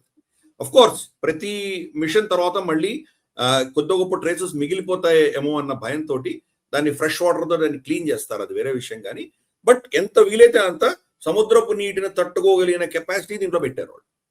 సో సముద్రంలో పెడుతుంది, లాస్ట్ మినిట్లో మళ్ళీ కావాలంటే మనం ఆకాశంలోకి దీన్ని తీసుకురావచ్చు. సో ఫర్ ఇన్స్టెన్స్ ఇప్పుడు శత్రువు దగ్గరికి వెళ్ళాలి, కరాచీ పోర్ట్కి వెళ్ళాలి. కరాచీ పోర్ట్ దాకా సముద్రంలో వెళుతుంది, వాళ్ళకి తెలియని కూడా తెలియదు. పోర్ట్ దగ్గర రాగానే ఆకాశంలోకి వెళ్ళచ్చు. వెళ్ళి రికగ్నైజెన్స్ ఏం చేయాలో యాక్షన్స్ అన్ని చేసేసి, ఫోటోగ్రాఫ్స్ ఏం చేయాలో తీసి మళ్ళీ సముద్రంలోకి వెళ్ళిపోవచ్చు. సో వాళ్ళు రియాక్షన్ చేసేంత లోపలే సముద్రంలోకి మాయమైపోతుంది. సో ఇటువంటి అంఫీబియస్ ఒక కెపాసిటీ మనం బిల్డ్ చేసుకుంటున్నాం. అది ఒక ప్రైవేట్ రంగ సంస్థ చేసిస్తాం. అన్ని ప్రభుత్వం చేయాలని రూల్ లేదు కదా. కాబట్టి ఇటువంటి ఒక అద్భుతమైనటువంటి అస్త్రం మన అంబుల పొదలోకి వచ్చింది. దీనిని రాబోయే రోజుల్లో మనకు దీన్ని అఫ్ కోర్స్ చాలా దీని యూటిలిటీస్ చాలా ఉన్నాయి. మనకి పైన వెళ్ళే డ్రోన్స్ ని షూట్ చేయొచ్చు, సముద్రంలో మాత్రమే వెళ్ళే డ్రోన్స్ సముద్రం దాటి పైన ఉందో చెప్పకపోవచ్చు. ఈ రెండింటినీ అనుసంధానం చేసినటువంటి ఈ టెక్నాలజీ మనకు చాలా ఉపయోగపడుతుంది. ఇటువంటి టెక్నాలజీ చాలా తక్కువ దేశాల్లో ఉంది. మన దేశంలో ఇది మన దేశంలోనే తయారు చేసి మన కంపెనీయే తయారు చేసింది కాబట్టి ఇంకోరి మీద ఆధారపడకుండా చేసుకున్నాము. కాబట్టి ఈ వెపన్, ఈ అస్త్రం అన్నది మనకు మన అంబుల పొదలు రావడం మనం అందరం కూడా హర్షించదగ్గటువంటి విషయం. ఈ కంపెనీ సిబ్బందిని, అలాగే దీన్ని ఎంకరేజ్ చేసినటువంటి DRDO, మన ప్రభుత్వాన్ని, వీళ్ళందరినీ కూడా అభినందిద్దాం. ఎస్ సార్, ఇక ఈ వారం మన కంపెనీ సెగ్మెంట్ లోకి వెళదాం సార్. కంపెనీ సెగ్మెంట్ లో యాక్చువల్లీ మనం యాక్టివిస్ట్ల గురించి వింటూ ఉంటాం, యాక్టివిస్ట్ల గురించి మాట్లాడుకుందాం ఇప్పుడు. సో హ్యాక్ చేయడము, సైబర్ వార్ఫేర్ అనేది పెరుగుతున్న టైంలో, ఎలక్ట్రానిక్ వార్ఫేర్ పెరుగుతున్నటువంటి టైంలో ఇండియన్ సైబర్ ఫోర్స్ ఒక గ్రూప్ గురించి ఇవాళ మనం మాట్లాడాలి. కంపెనీ గురించి మనం మాట్లాడుతున్నాం, ప్రైవేట్ లిమిటెడ్ కంపెనీలు, పబ్లిక్ లిమిటెడ్ కంపెనీస్ గురించి మనం మాట్లాడుతున్నాం. కానీ ఈ ఇండియన్ సైబర్ ఫోర్స్ వివరాలు ఏంటో చెప్తారా? హ్యాక్టివిస్ట్ అంటారు, హ్యాకింగ్ చేసేటువంటి యాక్టివిస్ట్, వీళ్ళని హ్యాక్టివిస్ట్ అని పిలుస్తారు. ఈ యొక్క ఇండియన్ సైబర్ ఫోర్స్ అన్నటువంటి యాక్టివిస్ట్ ఎవరైతే ఉన్నారో వీళ్ళు భారత వ్యతిరేకంగా ఏ దేశం ప్రవర్తించినా అక్కడ సైట్స్ ని వీళ్ళు హ్యాక్ చేస్తున్నారు. సో అఫ్ కోర్స్ మనం దీని వికీపీడియా పేజ్ చూసామంటే కనుక వీళ్ళు హిందూ వర్సెస్ ముస్లిం కింద చిత్రీకరించేటువంటి ప్రయత్నం చేశారు వాళ్ళు. కానీ వీళ్ళు హ్యాక్ చేసింది ఎక్కడ కూడా హిందూ ముస్లిం సంబంధం లేదు. అయినా దీన్ని ఏదో విధంగా దీన్ని కించపరిచే దిశగా వికీపీడియా మనకు తెలుసు ఎలా ఉంటుందో అది మనకు అటువంటి చేస్తారు. కానీ దీని అద్భుతాలు ఏంటంటే కనుక మన దేశానికి వ్యతిరేకంగా ఖలిస్తానీ మూకల్ని వెనకేసుకొచ్చినటువంటి కెనడాని హ్యాక్ చేసాం మనం. కెనడాలో చాలా వెబ్సైట్స్ హ్యాక్ చేసింది ఈ ఫోర్స్, ఇండియన్ సైబర్ ఫోర్స్ ఏదైతే ఉందో. అలాగే మనకు వ్యతిరేకంగా మొహమ్మద్ యూనిస్ చేసిన పిచ్చి పనులకు మనం బంగ్లాదేశ్ లో చాలా హ్యాక్ చేసింది ఈ యొక్క గ్రూప్. అలాగే పాకిస్తాన్ మీద తరచూ హ్యాక్ చేస్తుంటాం. మెజారిటీ హ్యాక్ చేసిందంతా కూడా పాకిస్తాన్ హ్యాక్ చేసింది ఈ గ్రూప్, పాకిస్తాన్లోనే హ్యాక్ చేసింది. తర్వాత వీళ్ళు మాల్డీవ్స్ ని హ్యాక్ చేశారు. మాల్డీవ్స్ తెలుసు కదా మనకు, భారత వ్యతిరేకంగా వాళ్ళు ఎటువంటి స్టేట్మెంట్స్ ఇచ్చారో మోదీ గారు వ్యతిరేకంగా, సో అక్కడ హ్యాక్ చేసాం. అలాగే మనం చూస్తే టర్కీలో హ్యాక్ చేసాం, మనం చైనాలో హ్యాక్ చేసాం. అంటే చేశామని నేను అంటున్నాను, అంటే ఈ గ్రూప్ చేసింది మనకు ఇండియన్ సైబర్. ఇది అఫ్ కోర్స్ ఎన్జిఓ కింద చిత్రీకరించుకుంటున్నారు వాళ్ళు, మాకు ప్రభుత్వంతో సంబంధం లేదంటున్నారు. కానీ ప్రపంచవ్యాప్తంగా ఈ సైబర్ అటాక్స్ ని మానిటర్ చేసేటువంటి కెపాసిటీ ఉన్నటువంటి చాలా మంది ఏం చెప్తున్నారంటే ఎక్కడో వీళ్ళకి ప్రభుత్వం నుంచి సమర్థన ఉంది వీళ్ళకు అన్నటువంటిది ఒక స్టేట్మెంట్ ఇస్తున్నారు. ఎక్కడ వాళ్ళు ఎవిడెన్స్ చూపించలేకపోతున్నారు, కానీ ఏదో ఉంది అని అంటున్నారు. బట్ తప్పకుండా మాత్రం వాళ్ళు అటాక్ చేసినవన్నీ కూడా, ఇంక్లూడింగ్ ప్యాలెస్టైన్ కూడా హ్యాక్ చేశారు వీళ్ళు. పాకిస్తాన్ లో వీళ్ళు స్పెక్టాక్యులర్ హ్యాక్ చేసింది ఏంటంటే వాళ్ళ కెమెరాలనే హ్యాక్ చేశారు. మనకు తెలుసు, ఇప్పుడు మనం ఖమేనీని ఎలా చంపిందో ఇజ్రాయెల్ మనం వింటున్నాం కదా. వాళ్ళ కెమెరాలన్నీ కూడా హ్యాక్ చేసింది ఇజ్రాయెల్. కెమెరాలను హ్యాక్ చేసి వీళ్ళ సెక్యూరిటీ ఎక్కడికి వస్తున్నారు, ఎక్కడ ఆగుతున్నారు, ఎక్కడ పార్క్ చేస్తున్నారు, ఇవన్నీ కూడా హ్యాక్ చేసింది ఇజ్రాయెల్. అందుకనే వాళ్ళు ఖమేనీని కొట్టగలిగారని చెప్తున్నారు కదా. ఇగో ఈ ఇండియన్ సైబర్ ఫోర్స్ అనేది ఆల్రెడీ పాకిస్తాన్ లో మనం తరచూ చేశాం. అలాగే వాళ్ళ యూనివర్సిటీస్ ని హ్యాక్ చేసాం, సింధ్ యూనివర్సిటీ, బలూచిస్తాన్ యూనివర్సిటీ, చాలా వాటిని హ్యాక్ చేసాం. కాబట్టి ఎన్నో వాళ్ళ సైట్స్ అండ్ వెబ్సైట్ అన్ని హ్యాక్ చేసి ఆ డేటాను లీక్ చేసాం. 2,70,000 మంది యొక్క ఈమెయిల్లు, వాళ్ళ ఐడి కార్డ్స్, ఇవన్నీ బంగ్లాదేశ్ లో ఉన్నటువంటి కొన్ని సైట్స్ ని హ్యాక్ చేసి వాళ్ళు ఇవ్వగలిగారు. సో ఏ దేశానికైనా మనం ఒక మెసేజ్ ఇస్తున్నాం, భారతదేశానికి వ్యతిరేకంగా మీరు కనుక ఏమైనా చేస్తే ఇటువంటి ఫోర్స్ మా దగ్గర ఉంది అని వీళ్ళు ఒక మెసేజ్ ఇస్తున్నారు. కాబట్టి ఇది కూడా ఒక చాలా కీలకమైంది. ఈరోజు ఇజ్రాయెల్ అంటే అందుకు భయపడుతున్నారంటే కనుక వాళ్ళు టెక్నాలజీలో ఎక్కడైనా పెనిట్రేట్ చేయగలరు. మీకు టెక్నాలజీ ఉంది అంటే కనుక ఇజ్రాయెల్ వాచ్ చేస్తోంది. సింపుల్, మీకు సెల్ ఫోన్ ఉంది, పేజర్ ఉంది, మీకు ఇంటర్నెట్ ఉంది, శాటిలైట్ కమ్యూనికేషన్ ఉంది, ఏ టెక్నాలజీ ఉన్నా హ్యాక్ చేయగలుగుతున్నారు వాళ్ళు. కానీ హ్యాక్టివిస్ట్ అన్న వాళ్ళు చాలా కీలకం. అఫ్ కోర్స్ వీళ్ళు రోగ్గా టర్న్ అయ్యి మన దేశంలో మన సీక్రెట్సే వేరే వాళ్ళకి ఇచ్చేటువంటి పరిస్థితి ఉన్న శక్తులు కూడా ఉంటాయి. వాళ్ళని కూడా హ్యాక్ చేయగలిగినటువంటి శక్తులు మన దేశంలో దేశభక్తి ఉన్నటువంటి ఇటువంటి కెపాసిటీ ఉన్న వాళ్ళు కావాలి. ఇది చిన్న కెపాసిటీ కాదు.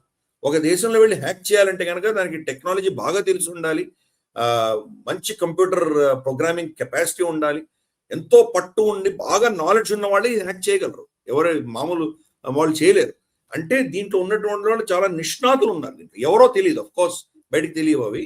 బట్ ఇన్ని దేశాల్లో ఇన్ని హ్యాక్ చేయగలుగుతున్నారు అంటే కనుక మన దేశాన్ని రక్షిస్తూ దేశానికి వ్యతిరేకంగా ఉన్నటువంటి దేశాలు, మన దేశానికి వ్యతిరేకంగా ఉన్న దేశాలని హ్యాక్ చేయగలుగుతున్నారంటే ఎంత దేశ సేవ చేస్తున్నారో అర్థం చేసుకోవచ్చు మనం. కాబట్టి ఇటువంటి శక్తులు కావాలి మనకి. కొత్త మోడర్న్ టెక్నాలజీలో, మోడర్న్ వార్ఫేర్ లో కొత్తగా ఎమర్జింగ్ మనకున్న థ్రెట్స్ ని కౌంటర్ చేయడానికి ఇటువంటి వాళ్ళు కావాలి. వాళ్ళు చేస్తున్న టెక్నాలజీ మనకు వచ్చిందంటే కనుక ముందస్తుగానే మనం యాక్షన్ తీసుకొని మన అటాక్స్ అన్నింటిలో కూడా ప్లానింగ్ చేసుకోవచ్చు. సింధూర్లో మనకి చాలా ఇంటెలిజెన్స్ ఉంది. కాబట్టి వాళ్ళ వెబ్సైట్స్ ని, వాళ్ళ డిఫెన్స్, వాళ్ళ వెబ్సైట్స్ మనం హ్యాక్ చేయగలిగితే కనుక ఆ డేటా వచ్చిందంటే కనుక మన అటాక్స్, కౌంటర్ అటాక్స్, ప్లానింగ్ కూడా ఇంకా చాలా ప్రెసిషన్ గా ఉంటుంది. కాబట్టి ఇండియన్ సైబర్ ఫోర్స్ లాంటి ఒక ఫోర్స్ మన దేశం కోసం సేవ చేస్తోంది. వాళ్ళని తప్పకుండా మనం అభినందిస్తాం. Right sir, thank you very much Giridhar గారు. చాలా విషయాలు మీరు అద్భుతంగా వివరిస్తూ, విశ్లేషిస్తూ మాకు చాలా విషయాలు తెలియజేస్తున్నారు. Really thank you very much sir. So చూసారు కదా, ఇది ఈ వారం క్షాత్రం ఎపిసోడ్, 82వ ఎపిసోడ్ ఇది. ఈ ఎపిసోడ్ నచ్చితే వెంటనే లైక్ చేయండి, 10 మందికి షేర్ చేయండి, కమెంట్స్ ద్వారా మీ అభిప్రాయాలు మాతో పంచుకోండి. మనసా వాచా కర్మణ, దేశహితం కోసం నేషనలిస్ట్ హబ్. ఈ వీడియో మీకు నచ్చినట్టయితే లైక్ చేయండి, 10 మందికి షేర్ చేయండి. అలాగే కామెంట్ల రూపంలో మీ అభిప్రాయాలను మాతో పంచుకోండి. Nationalist hub group of channels ను సబ్స్క్రైబ్ చేసుకుని తెలుగునాట జాతీయవాద జర్నలిజాన్ని ప్రోత్సహించండి. ఈ వీడియో కింద ఉన్న బెల్ ఐకాన్ పై క్లిక్ చేయడం మర్చిపోవద్దు.